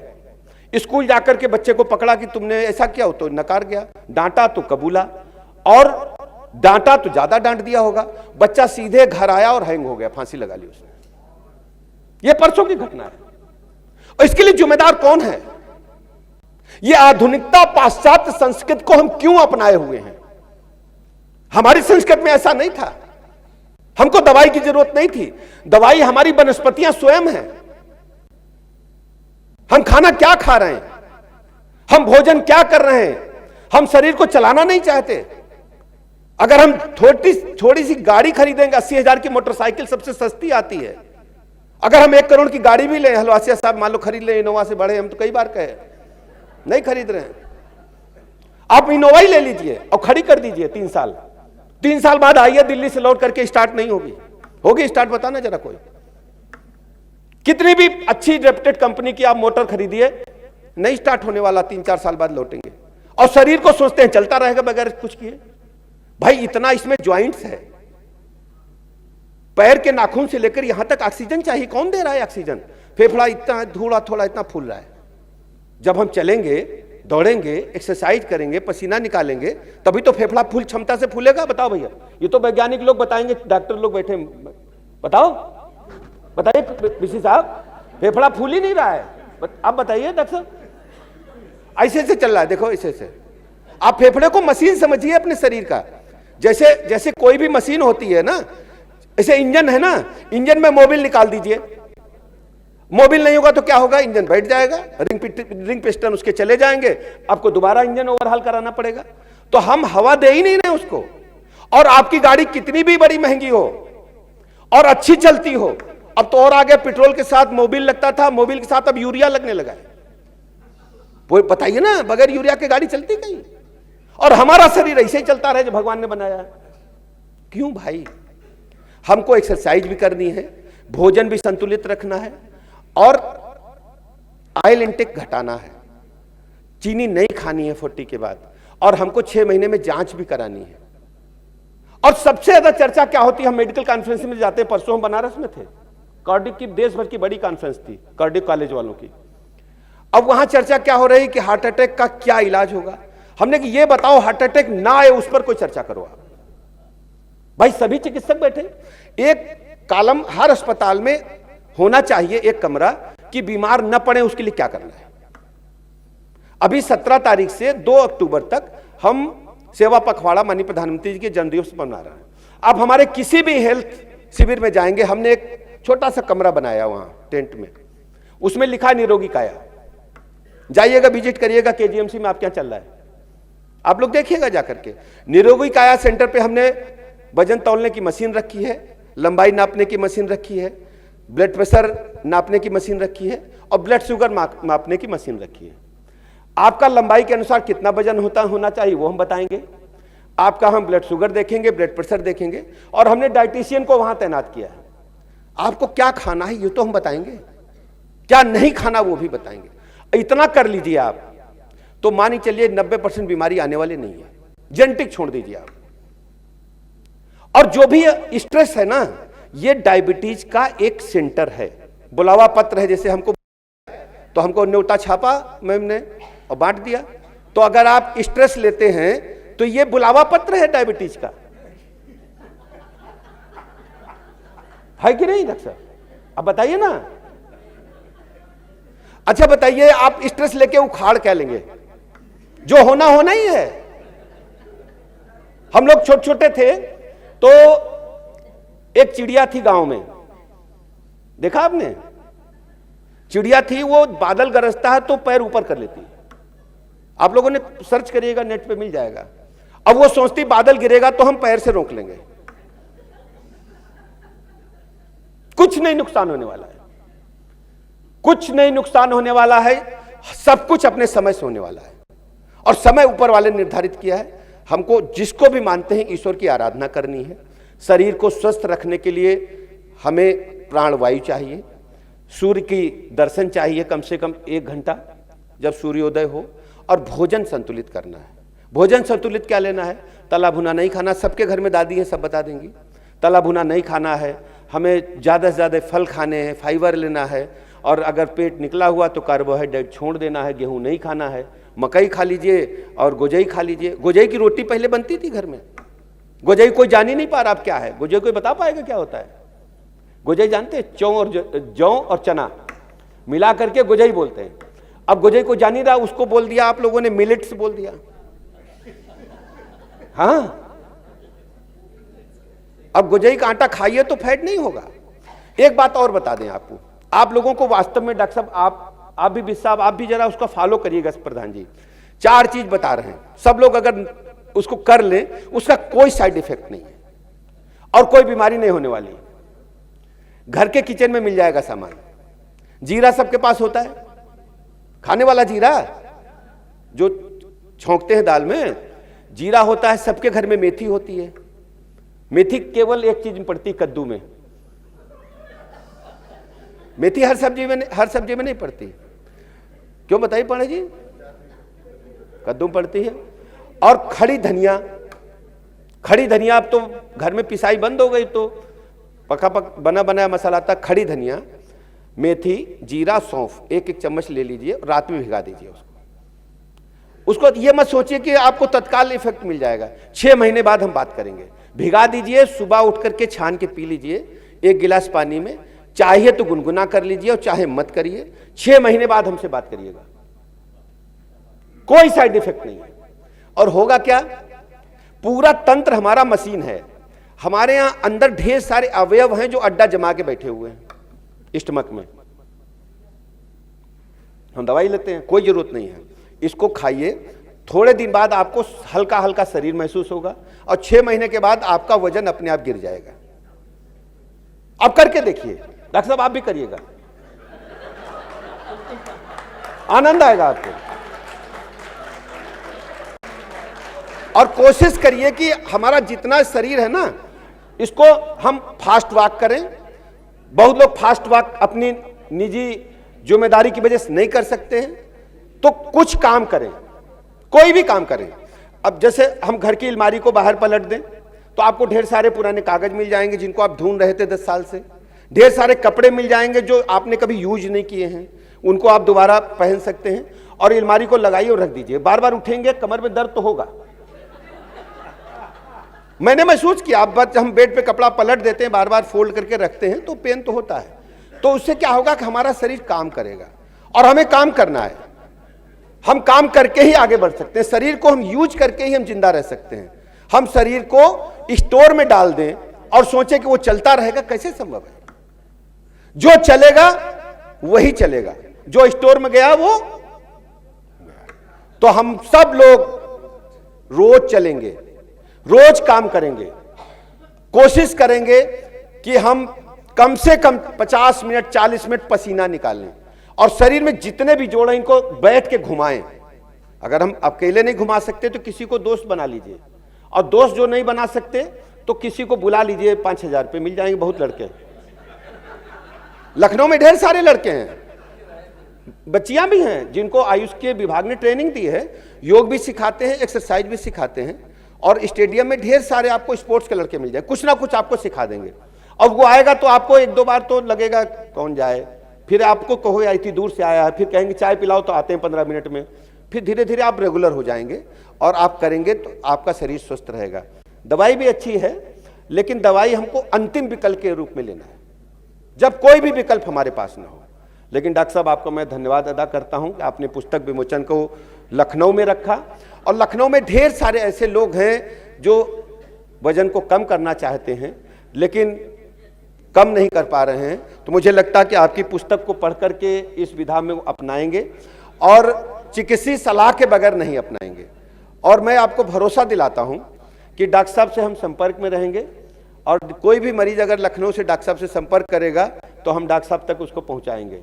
कि डॉक्टर साहब को यहाँ पर लखनऊ में डॉक्टर साहब का घर था और डॉक्टर साहब का संपर्क टूट गया। पार्क रोड पे हम निकलते हैं, डॉक्टर साहब का घर हम देखते हैं, हमको प्रधान साहब ने बताया यही घर है उनका। तो आप डॉक्टर साहब हम लोगों के लखनऊ की आप एक महान विभूति हैं। आपके आने से इस कार्यक्रम में बहुत हम सबको अच्छा लगा और मैं बहुत बहुत धन्यवाद देता हूं। पूरी किताब पढ़ करके फिर फ़ोन करूंगा। बहुत बहुत धन्यवाद। बहुत बहुत धन्यवाद sir. And now I would like to invite our guest of honor, Dr. Sonia Nityanand, to address the audience. माननीय उप मुख्यमंत्री एवं cabinet minister of medical education, medical and health and family welfare Shri Brajesh Pathak ji, आदरणीय Sharad Pradhan ji, doctor Amrish Mittal, who is the author of the book, and Mr. Shivam Vij, who is the co-author of the book on weight loss revolution, Mrs. Madhuri Halvasia, Mrs. Deepa Mishra, Mrs. Kanak Rekha Chauhan from the Ehsaas Women of Lucknow, and all members of the Pratibha Khaitan Foundation, all the distinguished guests in the audience, all the media persons. So a very good evening and thank you for inviting me for this very important function on the book release of the weight loss revolution. As Dr. Amrish Mittal has already spoken, it's on the path-breaking weight loss drugs and a guidance on how to use them, somehow an awareness of how to use them, Ozempic and Mounjaro. And both are marketed in India, that's the beauty of it. And now the oral semaglutide is also approved for diabetes in 2022 in India. So सबसे पहले मैं आप दोनों को बहुत बहुत congratulate करूँगी for writing this very practical and visionary book. I've read a few portions of it, so I can say that it's a very visionary book. मैं जहाँ पे माननीय मंत्री जी ने ख़त्म करा मैं उससे आगे बढ़ूंगी। आपने प्रिवेंटिव ओबेसिटी के बारे में बात करा है, व्हाई लेट ओबेसिटी अकर, और उसमें काफ़ी विस्तार से बताया है about diet, lifestyle, exercise etcetera. But इसके बाद भी because of various reasons obesity होती है।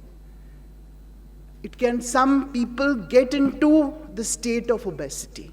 For example, I'll tell you as a woman, post-pregnancy, you become obese, you gain weight which you actually find it very difficult to lose and maybe never lose it. So there are compulsions, and Dr. Amrish Mittal brought out that there are genetic factors also. Obesity genes have been identified.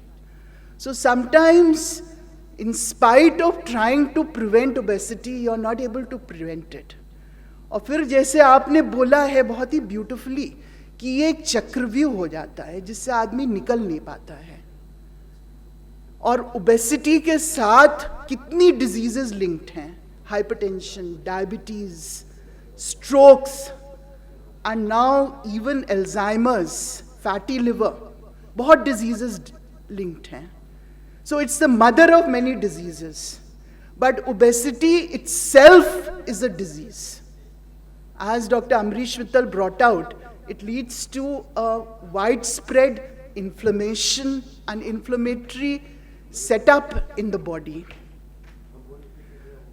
अगर ये disease है तो इसको treat भी करना है, इसके लिए ड्रग्स भी होने चाहिए. हम लोग हर समय ओबेसिटी को एक कॉस्मेटिक पॉइंट ऑफ व्यू से देखते हैं. पेशेंट को एडवाइस करते हैं ये मत खाइए, ये करिए, and after a while the patient gets shamed. Patient is not able to get out of the obesity. एक चक्रव्यूह है जिससे नहीं निकल पाता है, और वो अपने को एम्बैरेस फील करता है, शेम्ड फील करता है. और दूसरी तरफ हम ये भी कहते हैं कि ओबेसिटी एक डिजीज है, तो हमें ट्रीट करना है. So there has been a need for such drugs, and I think there must be a research which is going on for many years to look for anti-obesity drugs which have very minimal or no side effects. And ये तो incidental finding थी कि ये anti-diabetic drugs are, these are revolutionary anti-diabetic drugs. And they've also found, it was found that people who took them had a significant, जैसे कि doctor Mittal ने बताया, 15-20% weight reduction. So now, considering that obesity is an epidemic world over, especially अपने देश में, it is a disease, it's a vicious cycle from which people are not able to come out, and many factors are associated with obesity. So these drugs will probably have an importance, because obesity will then be linked to many diseases. You know, it's not just being obese and cosmetically not looking good. It is the mother of so many other diseases. As I said, diabetes, hypertension, fatty liver, osteoarthritis, and even now Alzheimer's, and many more to come. So these drugs are definitely in the market, and we are looking at them from the medical point of view as anti-obesity drugs to treat obesity. And this book very beautifully creates an awareness about these drugs, their positioning as of now, but obviously if you have to take them, you have to get under a medical guidance, as Dr. Mittal highlighted. But at least पढ़ के एक awareness होती है, इनके बारे में पता चलता है, कोई चीज़ ऐसी available है अब market में, और वो भी इंडिया में. No doubt, if you can prevent obesity, जैसे माननीय मंत्री जी ने बताया, तो उससे बढ़िया चीज़ नहीं हो सकती. But once it sets in, we have to break that vicious cycle. So I would not end before talking a few words about Dr. Amrish Mittal. Mr. Pradhan brought out very nicely that he was in SGPGI, I think from 88 to 1998. At that time, I was also in SGPGI. Of course, I was there much beyond that also. And apart from being an excellent endocrinologist, he was a pioneer, one of the pioneers in endocrinology. That's why he's got the Padma Bhushan, because he set up this field of endocrinology in the country. And I know when he was to move from USA to SGPGI, he bargained on getting the first DEXA scan for the institute. That's a scan which measures the bone densitometry. It's a bone densitometric machine, equipment, you know. So he was so deeply into bone research, bone health, osteoporosis, in both, the women as well as men. So that's his contribution as an outstanding endocrinologist. But even more important, he's a very compassionate doctor. And for people who don't know, a very good teacher also. हम लोग के clinical grand rounds होते थे. And I still remember that time, SGPGI did not have an auditorium. This is in the earlier days. So nuclear medicine में there was a seminar room, big seminar room where we used to gather, and he was very active in the clinical grand rounds. His students, I think Dr. Sushil Gupta is here, will vouch that he was an excellent teacher. So I wish you all the best, and I think this book will create an awareness and be somewhat a game changer in the management of obesity. So many congratulations and thank you for inviting me. Jai Hind. Thank you, Dr. Nityanand, for your kind words. In case there are any questions from the audience, can we take them now or should we take? To Mittal, my question was, how would you compare and contrast, the outcome of, administration of drugs like GLP-1 with, let's say, some, a 10-day or a 15-day stay at, let's say, Jindal Holistic Healthcare in Bangalore, or there are so many equivalents of them all over the country. So in terms of outcome, how would you compare and contrast the two models? So I think the Jindal or whatever health farm model, I would call it, is a very temporary model, and it's based on a concept of detoxification, that you're just sort of going there and getting cleaned out. But it does have a good impact, but it's very short-lived. So, and we are talking of long-term benefits of weight reduction. We are talking of long-term benefits on heart, on liver and all those. So all those things will not happen with these short-term measures. So that it's not unusual for me, for my patients to go to one of these health farms. There's one in Philippines also, they're very popular. And they call me from there कि हमारी तो दवाई एकदम कम होती जा रही है, कम ही हो गई, खत्म ही हो गई, डॉक्टर साहब कमाल हो गया, जादू हो गया एकदम. और लौट के आते हैं और 1 महीने के अंदर सब फिर वापस वहीं रहता है. तो वो एक नेचुरल एनवायरनमेंट है, लेकिन हम लोग के लिए जैसे मंत्री वो आर्टिफिशियल एनवायरनमेंट है. We can't sustain ourselves in that. So if we can, then yes. So no one has done a study showing that someone sustains themselves for years in that environment, and then of course maybe the outcome parameters will be different. Yes, ma'am. Thank you sir. अभी मैंने आपसे discuss भी किया था, जैसे doctor Prabha Singh my self from GSVM only, कि मैंने लगभग 20-25 पेशेंट पे ट्राई किया है. एक कंसर्न है ओजेम्पिक फेस, कि जब वो वेट लॉस कर रहे होते हैं तो सडनली बहुत सैगिंग होने लगती है, और उसमें करण जौहर की एक फ़ोटो जो सोशल मीडिया पे है, उसकी वजह से पेशेंट मुझे बोलते हैं कि नहीं ये लगाने से ऐसा हो जाता है. This is number 1. Second is hair loss.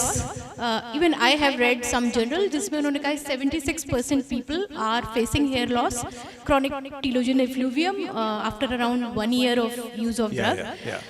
एक तीसरा क्वेश्चन ये भी है, जैसे जयंत कृष्णा सर ने जो बोला कि natural ways of doing it, तो मुझसे भी पेशेंट पूछते हैं कि ये दवा हमें कब तक खानी पड़ेगी, क्या जब तक खाएंगे तब तक भूख कम रहेगी, जिस दिन बंद कर देंगे तो वापस आ जाएगी, तो हम इतना खर्चा कब तक करते रहें, क्योंकि लगभग वो 3,500-4 हज़ार पर वीक का खर्चा है, which is definitely a good amount to invest. So Ozempic face and all these Ozempic hands and even Ozempic butt, if you like, they are all over the media. इसका सिर्फ मतलब होता है कि बहुत रैपिड वेट लॉस किया आपने. जो लोग बहुत रैपिडली वेट लूज करते हैं, चाहे वो बैरिएट्रिक सर्जरी के बाद हो, चाहे वो वेरी लो कैलोरी डाइट पे हो, उनकी स्किन सैग करती है थोड़ा. सर, आपके 700 केसेस में कितने लोगों ने फेस किया है? I have not seen any. Not No, okay. because they So are what was the monitored. If they are speed going too they were- fast, you reduce the dose. What was the weight loss per month or per week in your 700 I haven't cases? analyzed it like that, but definitely most people are losing 10 to 15 kilograms. That's the In a month. band where total weight loss, 6 Total months. weight loss in 6 months to a year. 6 months So to a year. we should aim for a weight loss of 2 kg per month at the most. That's the right way. But some of them lose a lot. In first month itself, they may lose 3-4 kg. It's okay. Go with the lower dose. You don't. That is where the skill lies in titrating the dose. If you do it too fast, and especially if you get pressured by patients, I have made that mistake once or twice when patients really pressured me कि मुझे जल्दी weight lose करना है, and the patient landed up in complications. So I think it's important that we don't get pressured. We start low and go slow, and then none of these things will happen. Sir, I'm in aesthetic medicine, so people come for looking better, और Yeah, अगर वो that's the sagging challenge. होती है, in fact it's good for me, I get more business for doing fillers and other things. But yes, going slow is one key, but एक paper है sir इस पे. No, fat derived growth I want to make a factor. small point, ma'am. I'm not a doctor, छोटा मुँह बड़ी बात, but from what I've understood in doing this with Dr. Mittal is that a lot of these things are temporary. The hair loss, for example, is supposed to be temporary according to some studies. That hair comes back, right? And that Ozempic face and the face sagging also, to some extent, is temporary when the skin settles down, right? Also, even if you lose weight without Ozempic on your own, if you do crash diet, if you do keto diet, right? Same hair loss, same. If I'm wrong, he'll correct me. These are not drug effects at all. So there is a paper published there, I'll share with you. No, there are a lot of papers, but this is not an impact of the drug. This is an impact of the rapid weight loss. The impact of the drug on this so-called Ozempic face and all is nothing. If you would call a bariatric surgery face, I can show you 100 bariatric surgery faces. वो skin sag करता है जब rapid weight loss होता है, और वैसे भी वो permanent नहीं होता. अगर होता भी है तो, and actually I don't see any, so I don't know. Maybe because you're into cosmetics, you know, people are expecting more, and that's People why are this is discussing happening. it in conferences, aesthetic medicine. Thank you, sir. Congratulations, Dr. Mittal, for writing this very useful book, I think, because a lot of it, this information is going around on the internet, and people really do need to have authentic information about it instead of self-medicating or, you know, getting treated by people who don't know. This is apart from the main question that I wanted to ask. One of them was the cost of treatment, which has been partially answered by her, that it's not so cheap. And I don't know whether it is being made in India or is it being imported. Probably it is imported, I guess. The second thing I wanted to ask, being a doctor or an ophthalmologist and a retina surgeon, so we deal with a lot of diabetics and diabetic people having diabetic retinopathies.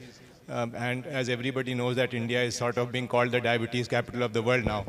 So I just wanted to ask whether this treatment has, now that it's been there for such a long time actually, whether it has been incorporated in the treatment of diabetes, because there are so many obese diabetics who come to us and we know that they need to reduce weight, but then because of many reasons they are unable to do so because of their age or because of their mobility problems and all those things. So is this also a part of the American Diabetes Association or whatever, I mean, are the protocols for the treatment of diabetes? So they're very much part of the guidelines. To answer your last question first, they are clearly part of the guidelines, moving up every year in the pecking order, and now they're right at the top along with SGLT2 inhibitors. So they are drugs that are now definitely going to be first-line drugs for treating diabetes with overweight. Those who have diabetes, which most type 2 diabetics will be. So that's an absolute yes. The second thing is about expense. Yes, they are definitely expensive and they are all imported at the moment. But next year I am almost certain that you'll have at least 10 brands available in India. The third is your area, which is the most interesting, that we are still avoiding them in proliferative diabetic retinopathy. Because there is some evidence which is unclear whether it is drug related or not, because GLP-1 receptors in the retina are very few, very scanty. But that rapid control of blood glucose, either using insulin or these drugs, can aggravate retinopathy, or at least temporarily. So one contraindication that we do follow is proliferative diabetic retinopathy. The other one is there are some case reports of ARMD progressing little faster on this, again of your interest, but it's still not this thing. And the Nion thing is still up in the air, so we don't know. But proliferative diabetic retinopathy is a contraindication at the moment, but I have a feeling that gets sorted out. But the thing is that these patients who come to us, I mean, I don't see these drugs being there in the prescriptions that they carry of their diabetologists. Because it's going to take time. Next year, if you will not ask this question next year. Because the diabetologist does not know whether the patient is having any retinopathy, any proliferative, non-proliferative background. They don't know. I mean, the patient, many of them, even now, many diabetologists, so-called, I mean, I don't know whether, many physicians, they don't send the patients for years to get their retinas examined. Well, some of them do it. That we have to sort out. Doctors. That's wrong, obviously. One more question. Is there any antagonist to GLP-1? No, I mean GLP-1 antagonists. For people like me who want to increase their weight. No. In that context, no. So I would like to get up and also like to thank Dr. Mittal for coming here today to Lucknow. I'm one of his older patients. I think I know him for the last 20 years. So thank you so much, Dr. Mittal, for being here with us, and also to Shivam for leading the questions so well, because most of them have been answered. I just have two questions and very brief ones at that Dr. Mittal is very confident in the cost of the medication. Right now it's about 20,000 per month on a micro dose, on a lesser dose. So how are you so confident that by March or April the drug prices will come down? Okay, so firstly, 20,000 is not the lower dose. The lower dose is 13,000 and the highest dose is around 21,000. Okay, so you need to change your supplier in case, so that is why. But why am I confident? Because the patent is expiring on semaglutide in March, April. So, 20 years. Not on Mounjaro, but on Wegovy it is. Ozempic it is. So what will happen is that I know for sure there are at least 6 or 7 companies I know personally who are already approaching me कि sir बस हमारा आने वाला है मार्च अप्रैल तक और बस ये है वो है. तो I know it's there. They have it ready, but they're not allowed to launch it. So I expect that by April for sure it will be launched, which will be maybe 1/4 or maybe even less.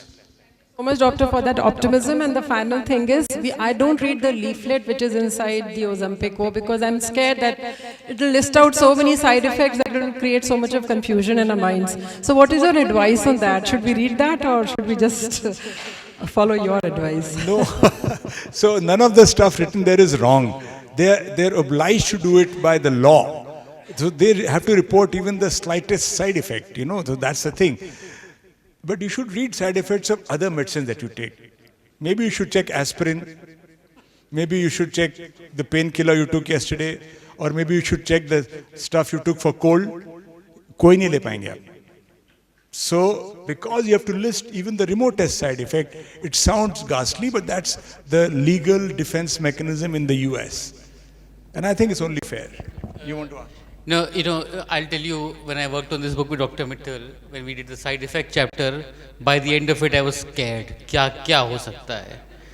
Then we did a chapter on the effects of obesity, कि मोटापे से क्या होता है. Then I got even more scared.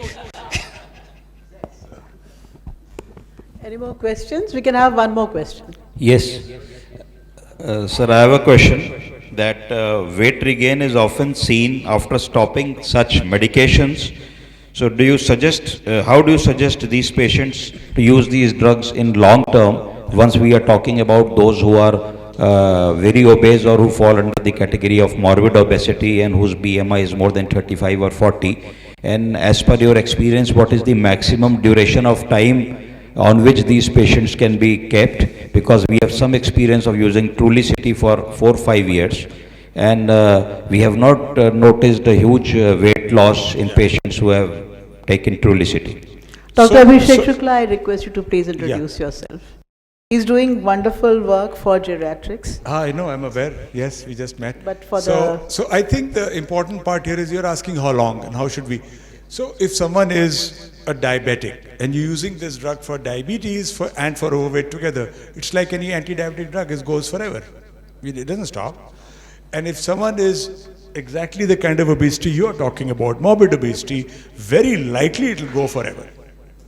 But when someone enters this program, I call it a program, not just a drug, we have to talk to the patient very clearly. And I was telling my dermatology colleague who was there that it cannot be a 3-month fix. You have to think in years. If you're not willing to think in years, don't enter the program. Because even for those where you're looking at a BMI of 32 to bring them, make them lose 15 kg, 10 kg, वो उसको 1.5-2 साल में ही करना चाहिए. And उसके बाद you will gently taper the medication, very slowly, noting when the weight starts rising and readjusting. So the patient may have to go on. Even the not so obese patients may require it for years together. And that should be an agreement between you and the patient. Otherwise, it's not a good idea, not a great idea. Sir, one last question, whether this drug is approved by the insurance companies. If we write obesity on the prescription and prescribe this drug, will he be entitled for insurance coverage? It's a great question. It took us 20 years to get bariatric surgery reimbursed. बोलते थे cosmetic surgery है. बहुत ही मुश्किल की लड़ाई थी वो. I doubt it at the moment, to be honest. In the US it is, but US is a different ball game. हमारा insurance फर्क है. At the moment I doubt it. But I think that once it goes off patent and the economics works out better, the WHO has listed it in its list of essential medicines, which Government of India has accepted, I think it will happen. But at the moment, I don't think so. Thank you, sir. Dr. Naseem Jamal. The absolute Dr. last Naseem question. Jamal. Absolute last question, हाँ. पीछे वहाँ दे दीजिए. From Shobit. हाँ. वहाँ दे दीजिए उधर. Well, Shobit is an old friend, and his older brother and I were class fellows in Colvin. So we go back a long way. Amrish, can you hear me? There's a small question which I wanted to ask you. Yes, sir, please. there are little, like Indians have got a very strong predisposition for truncal obesity. Truncal Like obesity, Indians, yes. Indians in general. Yeah, I have truncal obesity, yes. Genetically, look at them. Yeah. But if you look at the shoulders, Yeah. look at the arms, if you look at the legs, Yeah. they are not that obese or that fat. So, do you really distinct between the truncal obesity and the overall obesity, which is seen in Americans or Germans? So, in Indians, पुरानी सब तोंद लिए बैठे हुए. How far does it make a difference on the truncal obesity or the general obesity? No, it will act on general obesity, but also act on truncal obesity, also reduce visceral fat, that is well proven. So, But I feel that, the major problem here in India is rather truncal obesity. yeah, of course. Rather than. You're going in right. for So the I don't truncal. think they distinguish it, but there is major effect on visceral obesity and truncal obesity, no question. Another about that. very small question is a paradoxical situation which I have seen. कि कुछ लोग जो दुबले होते हैं, genetically दुबले होते हैं, दिन भर खाते हैं, फिर भी मोटे नहीं होते. बिल्कुल और जो होते हैं। मोटे होते, like he is sitting here, दिन भर खाते हैं. और बाकी लोग ऐसे होते हैं जो हवा भी पीते हैं तो मोटे हो जाते हैं. तो like this is entirely paradoxical situation in the entire ecosystem कि वो नहीं बनता है. दूसरी ये एक तो बहुत छोटा सा सबसे क्वेश्चन और सबसे बड़ा शोध का विषय यही है सर, इसका तो कोई सेटिस्फैक्ट्री आंसर नहीं है, जेनेटिक्स ही बोल सकते हैं. ये होता है प्रीडिस्पोजिशन सबका अलग अलग. और एक छोटा सा डायबिटिक न्यूरोपैथी में इसका क्या रोल होगा? कोई स्पेसिफिक रोल नहीं है sir. Not like it can reverse the Well, diabetes. sometimes no, but sometimes obesity in association with diabetes aggravates neuropathy. उस सेंस में है, लेकिन otherwise directly तो ऐसे कुछ एक दो studies आई हैं, but not very solid, nothing. Thank you. Yes. Sorry for delaying everybody. First of All my friends have left and they're waiting for dinner. I can see this whole side was a bunch of ruffians who've all left, and they're waiting for dinner. Please show it. Yeah. So I pre-ordered the book and I read it, and I sent Amrish a note that I pre-ordered it on Amazon. It was really an enlightening book by both Dr. Amrish and Shivam. What I wanted to say that the eye side effects are more due to rapid lowering of HbA1c as far as diabetic retinopathy goes.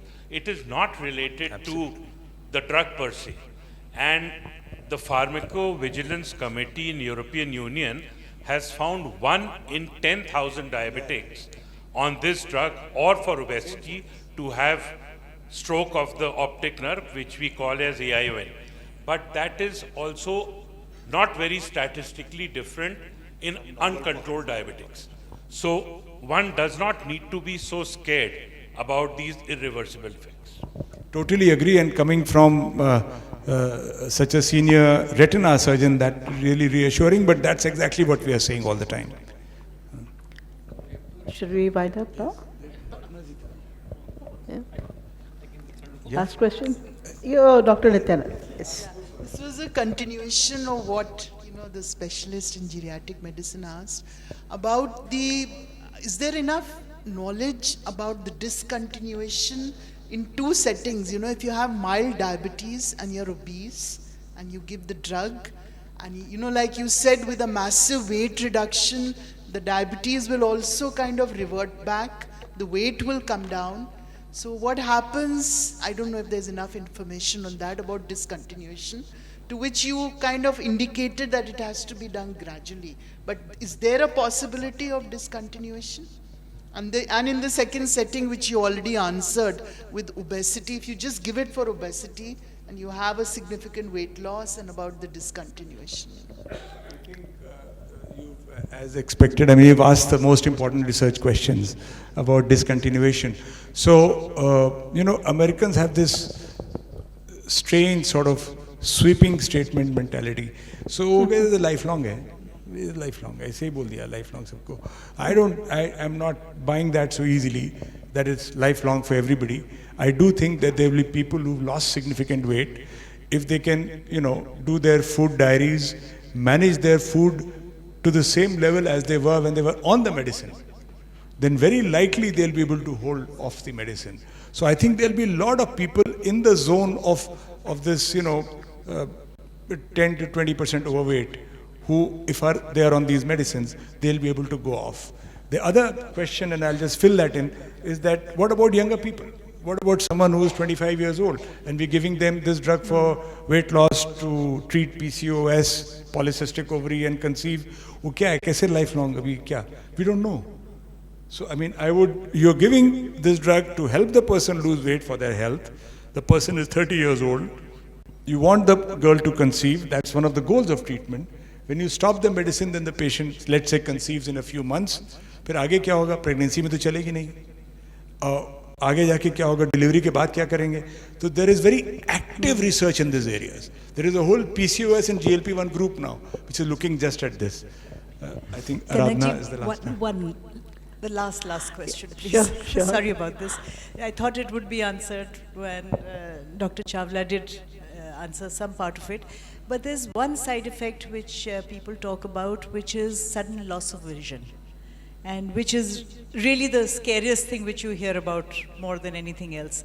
So I don't know how far it's true, but we were just discussing it, and Dr. Chawla said it's more anecdotal than anything else. So in your 700 patients, I'm sure nothing like this has happened, but in your reading and research, is there anything really to be scared of? So there are two things. And as you would know, Aradhana ji, there are two kinds of studies. One is observational study, as Shobhit was talking about, where you see how many cases of that NION, that optic neuropathy, you've seen this year, and how many of those were on GLP-1. So this is that kind of data. The data that you've followed up patients on GLP-1 and shown that this happens doesn't exist. So the data is weak. But since the complication is major, then people sit up and take notice. The second thing is, even in the worst case scenario, you're talking of 1 or 2 per 10,000. Worst case scenario. Now I mean, even if it's true, we don't even know if it's true. We only know the answer in 2027, when the eye study is revealed properly. Revolve or something it's called. So till then, we will not have a final answer on this. But if at all the risk is there, if at all, I doubt it personally, it's exceptionally rare. And I doubt it because all the pathophysiologic studies have not been able to explain. They haven't been able to find GLP-1 receptors in that area at all. So they find 2 or 3 receptors for the whole section, which is nothing. I mean, so it's highly unlikely. But we always have to think of the worst. Our patients, we have to ensure they are protected well. Even in that case scenario, it's exceedingly rare. So no one can say that it does not happen. It is unlikely, number one, and number two, even if it's there, it's exceedingly rare. That's all we can say at the moment.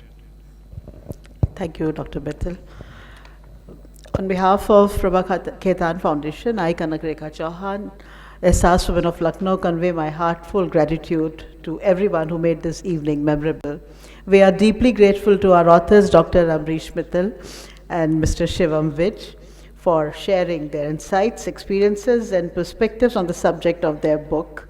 Your conversation was engaging, thought-provoking, and gave us much to reflect upon. We are honored by the presence of our chief guest, Honorable Deputy Chief Minister Shri Brajesh Pathak ji, and our guest of honor, Dr. Sonia Nityanand. Thank you so much, Dr. Sonia. Your participation today inspires us to continue fostering conversations that matter.